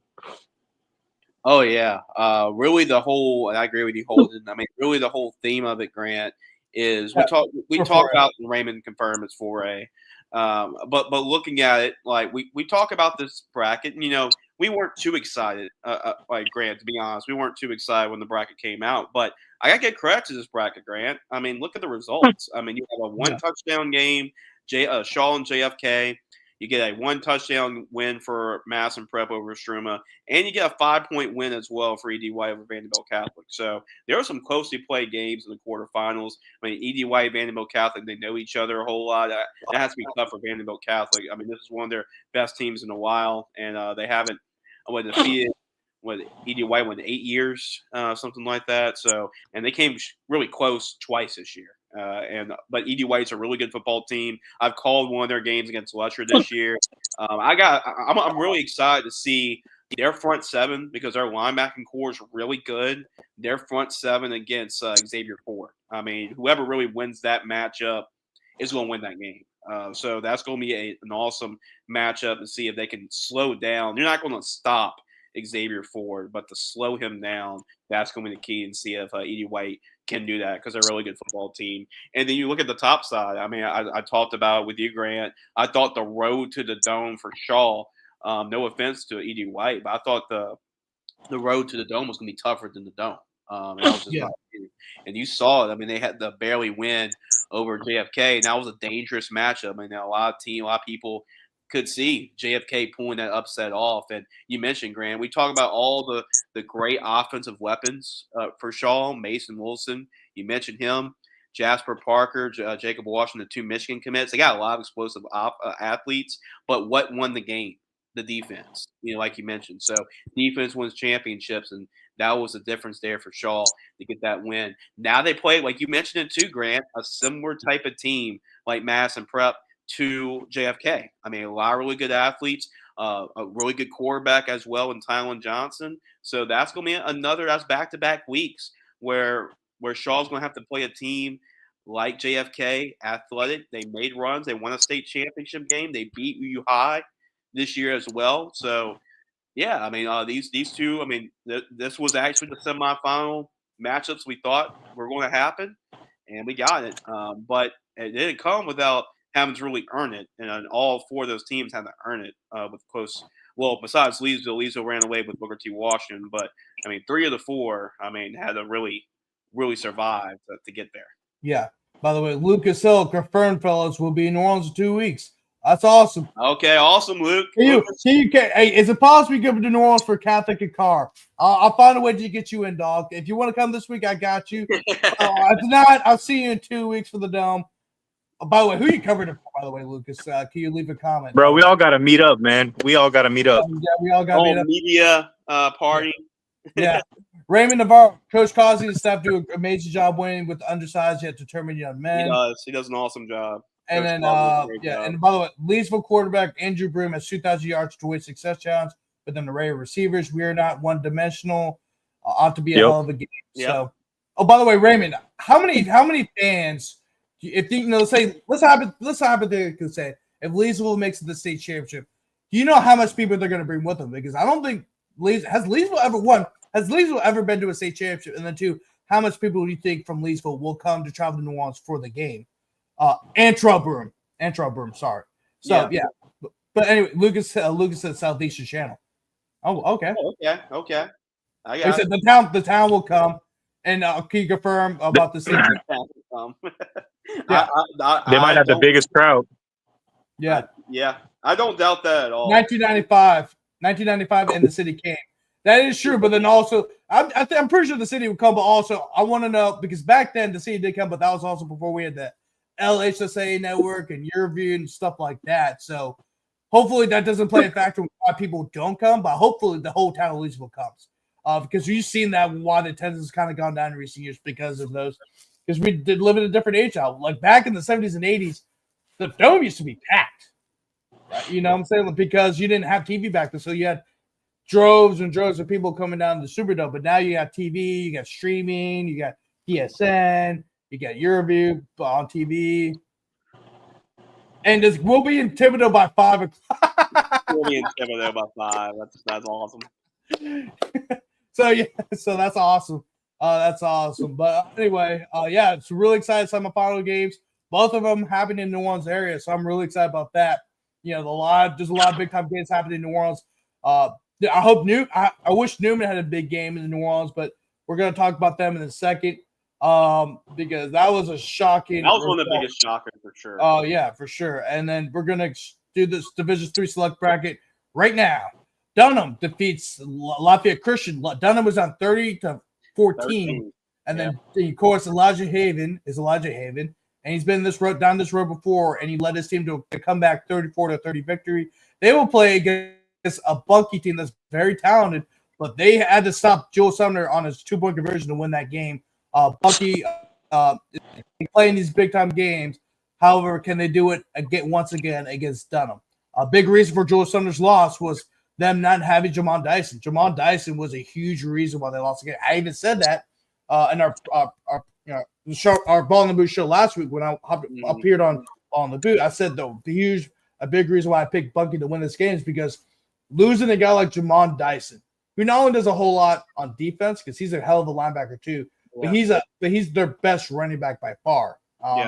And he's been kind of hobbled the last few weeks, and 2 weeks ago in the second round, he had a pretty bad leg injury. Nothing was broken, but it was severe enough where he couldn't play the last game.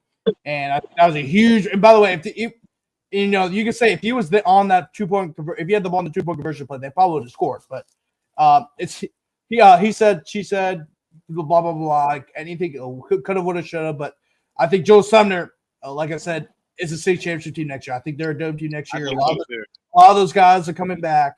Jamon Dyson's coming back. I mean, Coach Curry has done a great job.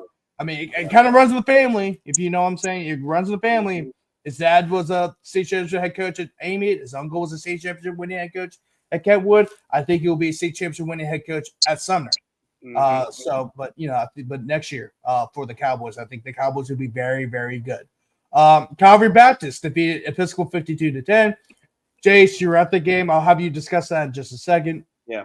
And Catholic New Iberia defeats Newman 31-0. Newman did suffer a couple of injuries on the offensive line. Brett Bordelon did not play in that game. And then also Eli Friend threw 4 picks, I think 2 of which were picks. I knew he threw a pick 6 or 2 in that game as well. Yeah. It was not a great showing for the Greenies. And they just had another disappointing finish to a season. And it sucks for the Newman because I thought Newman had a great shot at going to the Dome, but they fell just short once again in the quarterfinals. Guys, Jace, first of all, let's start off for you. Talk a little bit about the Episcopal Calvary game. And also, of these matchups, which one shocked you the most? Yeah, Grant. It was a great experience. Going up to Shreveport, seeing Calvary Baptist the first time, like you mentioned. When I'm not covering games for Gridiron Football, I get the pleasure of calling games play-by-play for Episcopal High School and VSN. It's been fun. Been doing the last 4 years, and it's been really fun to do that. And we got the Coach Ewan. I appreciate him and Calvary Baptist for allowing us to go up there and stream it. And it was a great. I mean, Calvary guys, folks are great over there. Great hospitality, great fans. It was a great atmosphere. Great bus ride until the kickoff happened. Like I said, we knew pretty quickly we would know pretty quickly how the game would go. And then that's what happened. I mean, Episcopal, they had a good opening drive. They kicked a field goal. But after that, Calvary got the ball back. They scored in 2 plays. And, James Simon, he had 2 touchdowns. They got him out the game. There's no wonder why they're the defending state champions, and there's a good reason why I picked them to go to the Dome and win it all. When you look at, you have a guy like James Simon running the football. You got an Ole Miss commit blocking for him. You got 2 receivers that have D1 looks as well. Your quarterback, Abram Wardell, is a state champion quarterback as well. But that was not – all of those are great pieces, right? The backup running back, Julius Moss, is an Air Force commit. That's their backup running back. But Braylon Huglon was the guy that was the X factor here. They threw the ball to him 3 times, and every single time he touched it, nobody from Episcopal can catch him. This dude is a baller, man. And, it's scary to think with all those D1 commits, all those players, a sophomore is the best player on their football team. And that's why I got the chance to see that firsthand. He was the guy that really beat Episcopal that night. Episcopal has a great defense. It was the best I've seen in 4 years covering them, but they just had no answer for Calvary Baptist that night. Abram Wardell had a great game, 4 touchdowns as well. It's hard to go against this Calvary Baptist team in terms of pound for pound talent, pure talent. There's a lot of great teams in this bracket, but I don't see how anybody can beat this Calvary Baptist team. They're that good after seeing them in person. Yeah, by the way, just got to make sure you want to double check the Newman and Calvary Baptist. So Eli Friend did, in fact, throw 4 picks. None of them were pick 6s, but he did throw 4 picks. Catholic's defense really shut them down. Really, that entire game was one of the more impressive. I think that's probably the most impressive victory so far in the playoffs. That was the most eye-opening victory. Because the fact that not only did you beat Newman on the road, but how you did it, right? 31. You shut them out 31-0, and you're able to pick off Eli Friend, one of the more underrated quarterbacks in the state, 4 times. The guy who's Princeton commit. He got dudes all over the field, and I understand that there's some injuries, yes, but the fact that even with the injuries, the fact that you beat Newman like that is really impressive. Really showing by the Catholic New Iberia Panthers. But Holden, what are your overall thoughts about the quarterfinal results and also the road ahead in the semifinals? Yeah, I don't know if Hayden's still watching. I know he's an LCA dude. I was pulling for him, even though I picked against them because I wanted Bunky to play them because I'm going to be biased. I'm a big fan of Bunky. I also think they have the greatest tailgate spot in Louisiana. It's called the Grove. A certain amount of people park there, and they each donate $100 to park there that goes to the football program. dude, they feed you, bro. It's a minimum of 500 people in that area, just that area, a minimum. Oh, And it's a small area, so it's not like it's some huge area. No, it's like it only supposed to hold about 200 people. They only got about 500 right there. But I picked them before the season started as my state title. They got 3 key players. Dylan Compton's the quarterback. He plays defense also. He's a beast, y'all. Kid does it all. Zion Lee is the running back. He's every bit of 240 pounds. Kid is a tank, and he plays middle linebacker for him. And then everybody knows about Kyle Houston, the receiver and cornerback that's committed to Houston. They got a few more kids. I can't think of their names. Their front 7, huge. Bunky. And then people forget Jules Sumner. The only team they lost to was Franklinton. I think it was 39-42. That was their only loss on the year, and that was to a potential state champion. I was there when we covered that game against Amit. I've seen Bunky firsthand. I will still stand by what I said.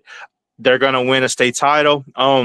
Calvary, this Calvary. I had them in the dome also. James Simon, which down here we call him Seymour. He's a dog. Kid's a beast. And Catholic and New Iberia, I love Coach Matt. Jordy knows him really well. He's done great things over there. I picked them to beat Newman also. I love what he's doing. That's going to be a really good game. I think Catholic is going to make that a dog fight. But I'm excited to see Bunky and Dunham. It's they're battle tested. Well, let's say a battle tested. They've had an easy schedule. They got disrespected because a lot of people picked Amit to beat them. So, and they told us in that interview, we know what the state's saying that our schedule's been easy. Brant. I mean, hey, but look what they did to Gina, y'all. Look what they did to Gina, and Gina's in the quarters. I mean, look what they did. It was a rout. So, I mean, look, I love Bunky. That's a biased pick for me. It's just they treat me good. They treat us good, the panel. And, I mean, that's just a really good team, y'all. And I want to see what they do against this Dunham team. So, I'm curious. Yeah, I'm excited for Bunky. Like, this is really it. I mean, I know Zion Lee comes back next year. I think Kane Milligan's another guy at receiver. That's a good weapon for them. But he had 3 touchdowns against Amit. Really good kid. Kid. He did. But yeah, I mean, it's a senior heavy team. So like this is really the run. When you got Dylan Compton, we're excited at Dylan, and also Kyle Johnson will be playing in our bowl game at the end of the year for gridiron football. So we're excited about that, having them down there. But hopefully they get a couple more games than before that, so they get an opportunity to play at Dunham. Elijah Haven, everybody knows about him, number 1 quarterback in the country for 2027. And I tell you what, he's the real deal. I've seen him and covering him a whole lot. Great kid too. I mean, just a great kid. So that's the kind of kid that you root for anyway. But that's going to be a great game at Dunham behind the chapel for them to overcome that adversity, being down by 3 possessions against LCA and come back and win that football game is saying a lot. But that matchup against Bunky is really good. I'm high on this Bunky team too. That's going to be a great matchup. I have them being A-Meat. I had them being Jules Sumner as well. So that's going to be a great matchup too. And Catherine Iberia, that was the most shocking score from all the quarterfinal matchups. And really talk about great quarterback matchups, Grant. I mean, Abram Wardell and Luke Landry. I mean, that's going to be a really good quarterback duel right there. But that whole game in Calvary Baptist. So we were in the press box, and every time they would update the Catholic New Iberia score, Calvary went crazy because they knew that they would have a home playoff game against Catholic New Iberia. So everybody went crazy every time that score was being announced. So that's going to be a great matchup. And this is a Division III. I mean, you talked about Holden, you talked about Grant. I mean, Division I select, Division IV. But hey, don't sleep on Division III select because this is a bracket as well. Yeah, that's true. No, definitely, Jace. I mean, Catholic. I actually saw Catholic Darbury and Calvary play. I know it was 7-7, but I did see him playing the 7-7. Mm-hmm. And Calvary, Catholic Darbury actually beat Calvary. They actually being pretty good. I know that's 7-7. That's different. However, Calvary's the one concern I have about Catholic Darbury against this Calvary Baptist team is once again the size, right? I said that, I think the big reason why I said that name was going to be Catholic last week was that their O-line and D-line were bigger than Catholic Iberians. However, that was before I knew about their injuries. The injuries not only to the offensive line, but to some other key positions as well. Iberia were able to use their athleticism. Could they use their athleticism against a much bigger team than Calvary Baptist? We will see. But Calvary Baptist is they're a dangerous team, regardless of who they have in the field. They may not be the biggest team, but they got a lot of athletes. And then of course the Dunham Bunkie semifinals will be interesting as well. I mean, I have to do some more research. I know a lot about Dunham, but Jace, I think you can educate me more about Bunkie tomorrow. Yeah, maybe or after the show, because I know they're big, I know they're athletic, but I need a full breakdown of who they have, so I can make that pick. Because I'm conflicted about this matchup because I think they're both. I can go either way, man. It can go either way. Yeah, that's what I'm saying. Those three names I said, that's their three horses: Zion Lee, Kyle Johnson, and Dylan Compton. I know Kyle Johnson, Dilly. I didn't know about the running back. So he's a thumper, man. Zion, yeah, dude, he's every bit of 230 to 240, and he plays linebacker and a damn good linebacker, y'all. Now, their front seven good. Like I said, they're mixed. Basically, they have good size and they got some smaller kids, which a lot of the smaller kids are like your receiver and maybe like a few corner or safety, but their front seven's good, man. Dude, they got some good looking kids, dude. Their offensive line didn't together. Yeah, JD Smith's another good lineman for them. So they got some good players. You know who else is good too, Jace? I keep forgetting his name. I think he's a sophomore or junior. He's coming back with Zion, the backup running back. He's the lightning. He's fast, dude. I mean, fast. Against the meat, they could not stop him. And then when that third and fourth quarter hit, whenever it got colder that night, dude, they just fed Zion, and that kid was getting 10 yards after contact. I mean, the video's on our screen, y'all. He's grown, man. Oh yeah, yeah. And Raymond DeBarro comment. One last comment. Sinlaw has 4 teams in the semis. This probably never happened. It would be awesome if our 4 horsemen take care of business Friday night at Central Louisiana. Gets a level of respect they have never received. It would definitely be good for attendance at the Dome. Wampus on, go Leesville. Yeah, that would be huge. That'd be huge because Sunlaw has been one of the more underlooked areas in the state. Yeah. Overlooked. That's what I meant. Yeah, overlooked. It's cool. I mean, because of course everyone knows about Alexandria now. Of course, the job Bachman's done the last few seasons, and also a lot of talents come out of Alexandria. But really, if you look at the rest of Central Louisiana, nobody really gets the respect they deserve. A perfect example is a player from Tioga. His name's escaping me. Ja'Cory Norris. Where the dude was like, if you look at his highlight tape, you're like, oh my God, who the hell is this kid? Yeah. And he didn't get any offers until UL offered him like very late. And now he's playing at UL, and he was like, I mean, if this guy was playing in like, for example, let's play in like Carr or Curtis or any other school, big time school in South, North, Central Louisiana, this guy would be gotten a lot more offers earlier than later. And that's a great example of that. I mean, so it'll be awesome to see I'm not sure they can get all 4, but to get a couple of Sunlaw teams in the Dome would be huge for their area. Grant, that was pretty cool when they did the sign day for the Raging Cajuns, and they said usually they get all the signees on X. Yeah. And they said Ja'Cory Norris, Gridiron Football, All-American Bowl Game participant. That was pretty cool. Oh, yeah. Raging Cajuns post that. So that was pretty cool. And, he's going to be a great player for him. I mean, like, I was shocked. And when I talked to his mom and he didn't have really any offers, I was like, are you kidding me? I mean, like, he's at least like D1, a group of 5. And, the Raging Cajuns got themselves a steal. Their name is Louisiana, Jace. It's Louisiana. Not ULL, not UL Lafayette. It's Louisiana. Yep. Mm-hmm. Stop that. Yep. Hey, the easiest way to say it, just say the Raging Cajuns. That's not being political, right? It's Louisiana. Little brother? Oh well. I don't have a gun. Hey, that yeah. I can, mean, like, yeah. You gotta be careful either way, man. I swear to God, I don't have a gun to my head, guys. I don't have a gun to my head. I don't need you all Twitter going after me. There's no gun to my head. But anyway, yeah, once again, it'll be huge for to get as many Sin-Law teams in the dome as possible. I think it's a great opportunity. There's a lot of New Orleans teams, a lot of Sin-Law teams. So I think to get a mixture of both New Orleans teams and Sin-Law teams would be great for attendance at the dome. Because as I mentioned already about the local teams and getting people who may not be alumni of that school will still go to that game because, oh, hey, Carr's playing. Oh, hey, Shaw's playing. Let's go to that game. To get Sin-Law schools who probably never been to the dome or haven't been to the dome in a very long time, you already know those towns are going to show up because they haven't experienced that before. So I think it'd be a great opportunity to get schools who have never been there before or haven't been there in a long time. And you've seen that a lot in Louisiana, especially. But the team like Shaw hasn't been there before in a little while.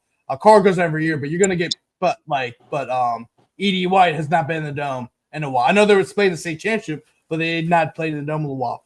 Leesville. I mean, the list goes on. Yeah. Alexandria, we already know they're going to bring a crowd. So I mean, the list is long for teams that have never been to the dome.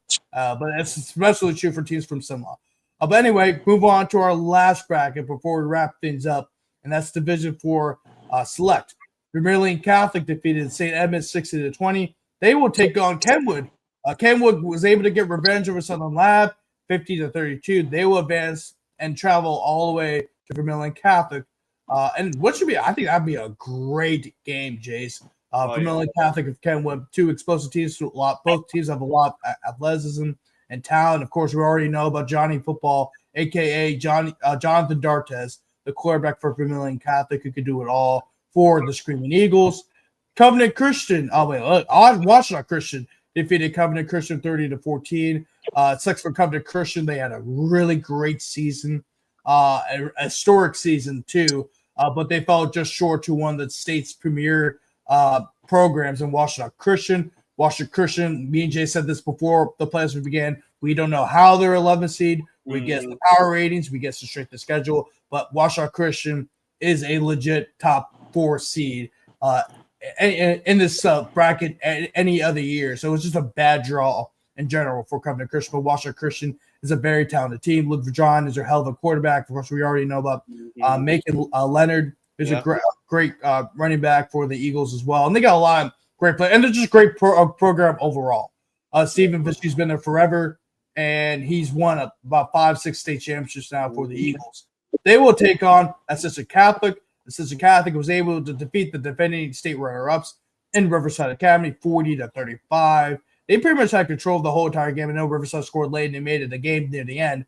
But Assistant Catholic had the lead for most of the game. Assistant Catholic would take on the Washtenaw Christian. We already know that Troy's going to clip this, like he will clip for the ball on the moon, like he's going to clip all for their next Friday nights on the Bayou's episode. We already know. So, I mean, as long as it keeps the team winning, please keep clicking, Troy. But anyway. They might hate me. I'm not going to spoil it too much, but they might hate me this week. Yeah, I know. Yeah. Shut up, Jace. God. But anyway, yeah, so great results. Once again, me and Jay said before the playoff, when we started looking over the brackets, that this was the deepest playoff bracket. And, we've been confirmed to be true. Look, Vermilion Catholic is the number 1 overall seed, but they'll play against Kenwood, who's a 12th seed. And any other year, they'll probably be a top 5 seed in this bracket. Same thing with Washtenaw Christian. And this is kind of what the teams we expected to advance this far in these playoffs, really, for Division 4 Select. But it's a very deep playoff bracket. I mean, from the first seed to the 16th and 17th seed, you can make a case that any of the teams could win the state championship, and that has been proven true throughout the playoffs because it's just a dog-eat-dog bracket. So very similar to Division 2 non-select. But Jace, what quarterfinal matchup surprised you the most, and then also, which one intrigued you the most as well? Yeah, I mean, in what world, too, Grant, is Washtenaw Christian, Kentwood, and Southern Lab 11, 12, and 13 seeds? I mean, like that explains it right there. Like, I don't know what world. Usually you see them 1, 2, and 3 in the playoffs, not necessarily 11, 12, and 13. But Really great matchups. You talk about how loaded this bracket is. And I agree with you, Grant. I think this is the deepest bracket we have. And you see some of the seeds that are still in 11 and a 12 seed in the semifinals. That tells you that right there. But Cincinnati Catholic Riverside, that's pretty much what I expected. I had Riverside Academy winning that game and going to the Dome because they went there last year and returned a lot of those guys back from last year. But it didn't shock me that Cincinnati Catholic won that game. I mean, Chad Elsie is a heck of a running back, and we're excited that he's going to be playing in the Gridiron Football Bowl game at the end of the year. But yeah, that's going to be a great matchup with the Waukesha Christian as with those great teams they've had, and Stephen Fitzhugh being in a state championship program year in, year out. They didn't have played the toughest schedule this year, and that's the reason why they're so low. But they only had one loss this season, and that was to Oak Grove. So this is a really good Waukesha Christian team regardless. So that's going to be a great matchup in the semifinals. That'll be an awesome game. And the top side of the bracket, I got to give Kentwood a lot of credit. I know we kind of penciled in Southern Lab because of what they did the last couple of years, right? Win 2 of the last 3 state championships. And Kentwood, it's hard to win under the tower on the water tower, and they did that. They got a lot of great athletes. They can match up well against Southern Lab because they're athletes, and that's why that's always been a great matchup. And you saw that. That was a great victory as well for Coach Blunt too. After being under the wings of Coach Foster this whole time, being on the staff and being around those state champion teams, that's a great win for Kentwood, and being able to beat Southern Lab has had great success. That was a big win. That was intriguing one to me. But I'm with Holden. Holden said at the very beginning of the show, the matchup that really surprised him was Vermilion Catholic St. Edmund. I thought it was going to be one of those games that was going to be high scoring for both teams. And I thought I had Vermilion Catholic winning, but I thought it was going to be one of those games where Vermilion Catholic would get that one stop. I thought it'd be like a 60-50 type of game, and see Vermilion Catholic's defense be able to shut down that St. Edmund offense, which has been hot all year long with like Kane West and Blake Moran, Seth O'Quinn, Henry Sumlin. They got a lot of great weapons, and you saw what they did at St. Martin's the week before. But to beat them by 40 points, that's a statement. And Jonathan Dartez just doing Jonathan Dartez things. And you mentioned Holden about Johnny Manziel. That's exactly who he reminds me of, like a high school version of Johnny Manziel. He's just so fun to watch on the field. And I say Louisiana Lafayette. JB's with me, so JB's got my back as well. Vermilion Catholic, that surprised me, but because how the margin, how much they won by. But that's my final matchup, man. Like, disregard the seeding, 12 and 11 being the semis. It's Kentwood and Waukesha. So those teams will have to get in the way. Vermilion Catholic and Christian Catholic as well. You get number 1. How about that, Grant? You get number 1 and number 2 in the semis. You get 11 and 12. So yeah. And Raymond Navarro, appreciate the show, guys. Will any of y'all be at the Leesville game? I will not be. I will be at Karr and Catholic. I'm pretty sure Jace. I'm not sure where he's going to be at. But most likely, if he doesn't have a VSN this time, it would be Karr and Catholic. There was a good chance like Jason might go and take some photos from that game. But I have to check with him. We'll send the mighty Alex Allison down there. He is from the area. He's from the area. That's it. I'll see Xavier Ford and the Wampus Cats. I mean, I don't blame him. I mean, I would go and try to see Xavier Ford, and I know Raymond can probably say this and update this on it, because I know Spencer Barrett is also updating us about Xavier Ford can be the state's all-time winning rusher, and now he's on pace for that. So I think he's pretty close, at least in striking range, especially if they keep on winning with 2 more games. He's probably still watching the show, so I know he probably updated. But Holden, what are your overall thoughts about this bracket?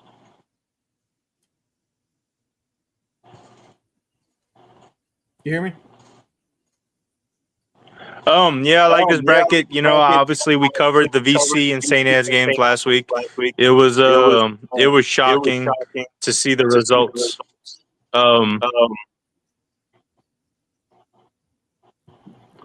Hold on, there's a little delay.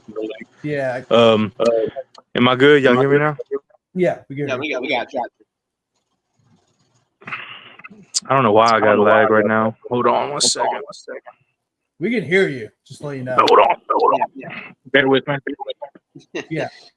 That's the magic of live. Is the lag still there? We're good. I don't know. Yeah, usually we can hear. I don't know what's going on with my connection tonight.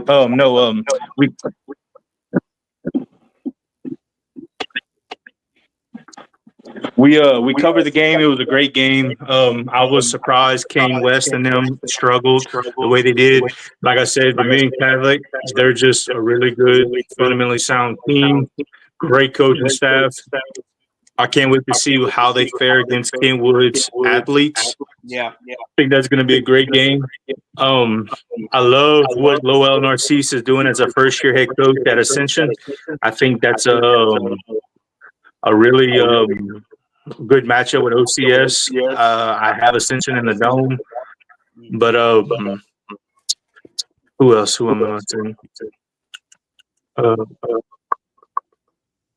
I had to get away from my computer. I don't know who I missed. And, I got you. So you got Vermilion Catholic and Kentwood, and you got Walsall Christian. And, Covenant Christian, I was actually high on them. I was actually surprised they lost like that. I know it's OCS, but I was actually really high on them. And OCS just showing you why they shouldn't be the 11th seed. I know everybody said they kind of had a weak schedule like Bunky, but I mean, at the end of the day, it's still OCS, you know. You can't take them lightly. Yeah. And like I said, the fact that Washington Christian is the 11th seed, and really this is a conversation me and Jason had, not even just about Washington Christian, but also Cecilia being the 18th seed. There's some scenes where I felt like they shouldn't have been seated that low because the talent level shows that they're not an 18th seed or 11th seed or 12th seed, whatever. And then also they played a tougher schedule. So I get that you're going to put some teams that are 9-1, 8-2 above because they also had some wins over some higher, some teams that had a higher classification than them. So there's just a lot of stuff that goes into it. But if you look at Washington Christian, there's no way. I mean, just going down the history of the program the last 10 to 15 years. There's no way Washington Christian's 11th seed, especially when they had a 9-1 record. Right? Their only loss was above. You know, so that's it. That was their one loss. Cecilia, they were 7-3, but they look at the 3 losses. It was against Central. Opelousas was by 1 point, by the way. And then there was and then they had another loss. Oh, it was to St. Aug. I knew it was a Catholic team. Yeah, it was St. Aug. So I mean, and Washington, and then Opelousas was a 14 seed, which I didn't really agree with at all as well. You know, so I mean, I get what they're doing with the power ratings, but I feel like he needs to be fixed in capacity because some of those teams shouldn't have as well as they should have. You know, that's my opinion. Yeah. Sun Lab, 13 seed too. I mean, there's a lot of examples. I know this is not non-high school football related, but Taysom Hill's reported to have a knee ligament injury. And I also saw a notification on my phone that it does not look good. And that was from Adam Shuck. Yeah, it didn't look good watching the game. It was pretty scary. And then Raymond Navarro PS surpassed all of Cecil's records.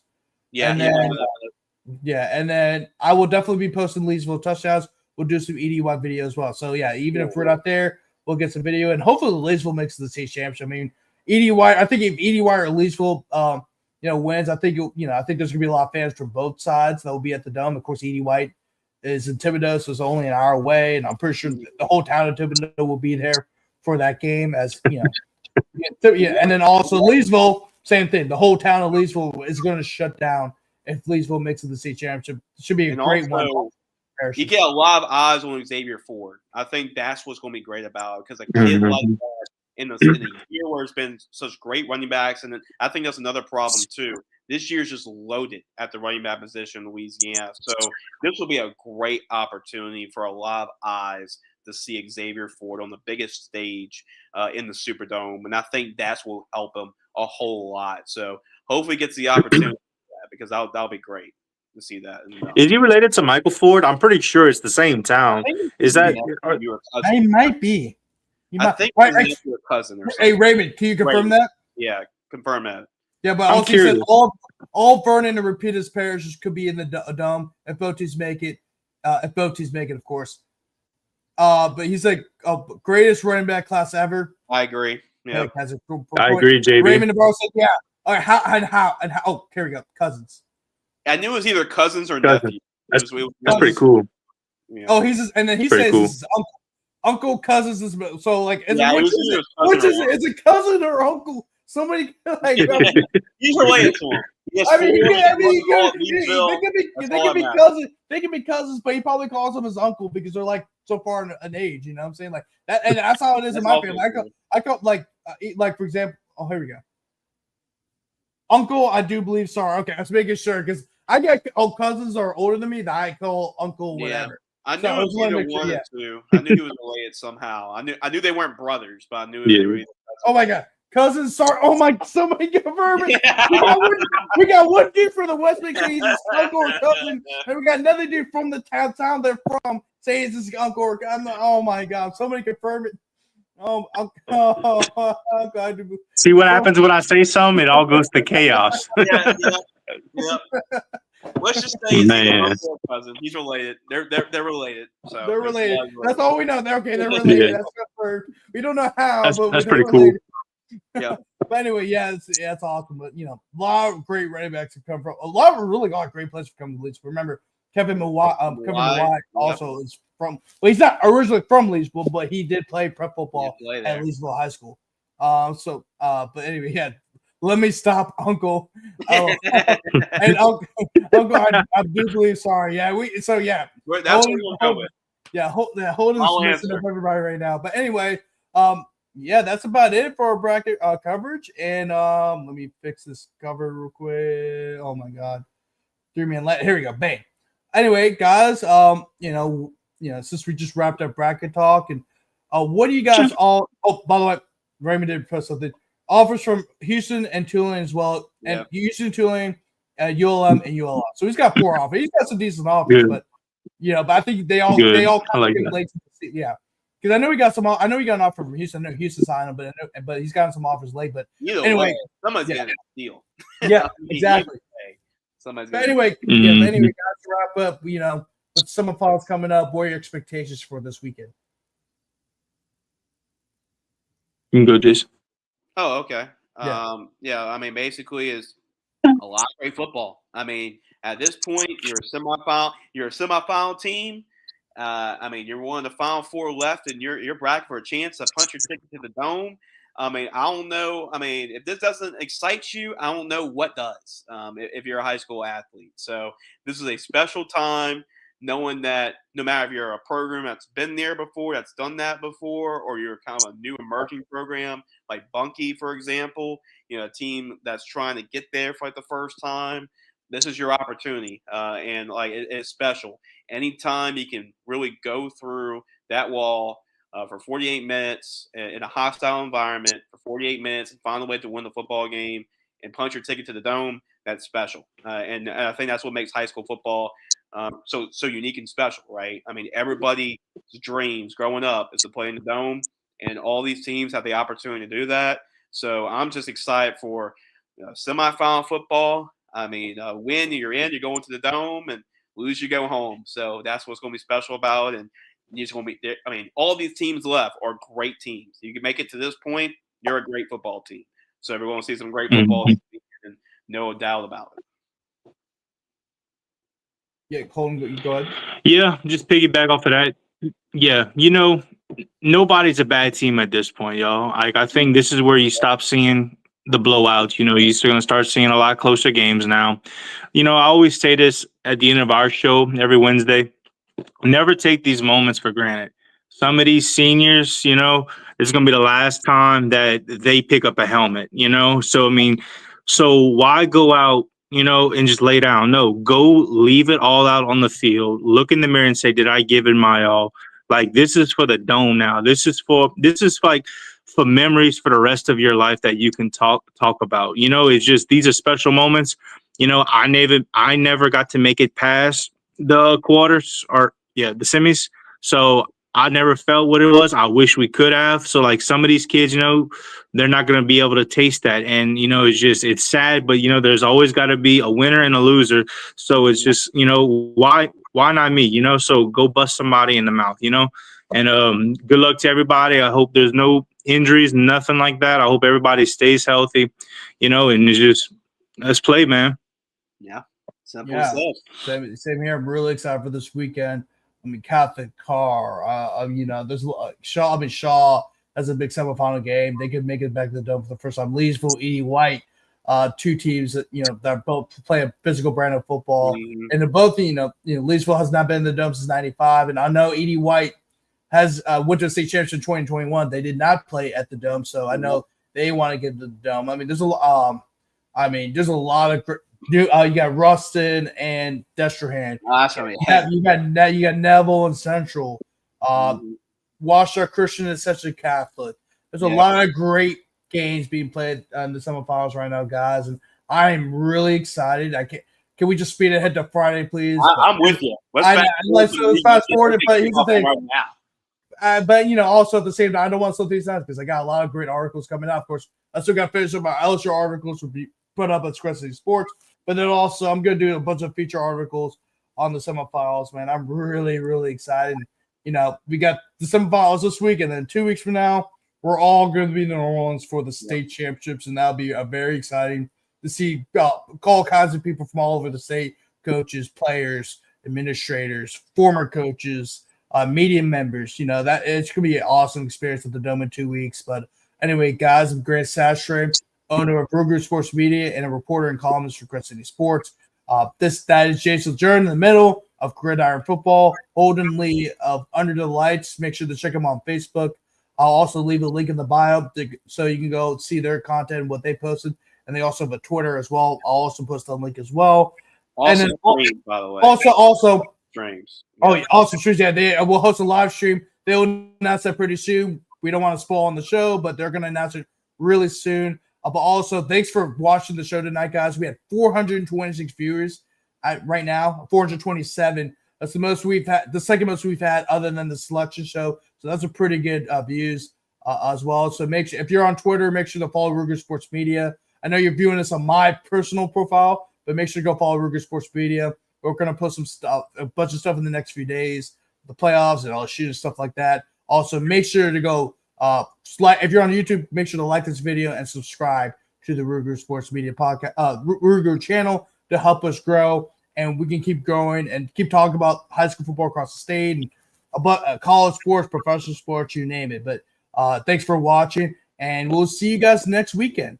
Thanks, Holden. Thanks for hopping on, man. I know it's a Sunday night, and I know you didn't have too much stuff to do, but I know you want to go back home and chill. And I know the States are over, but it's a really busy weekend, man. So I'm glad you're able to hop on and talk some stuff about high school football and also share your knowledge as well.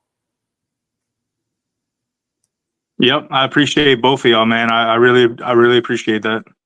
No problem. Holden, thanks for coming on, man. Sir. All right. Peace out. Y'all just make it quick. Yep. Yeah. Hold on, give me 1 second. There you go.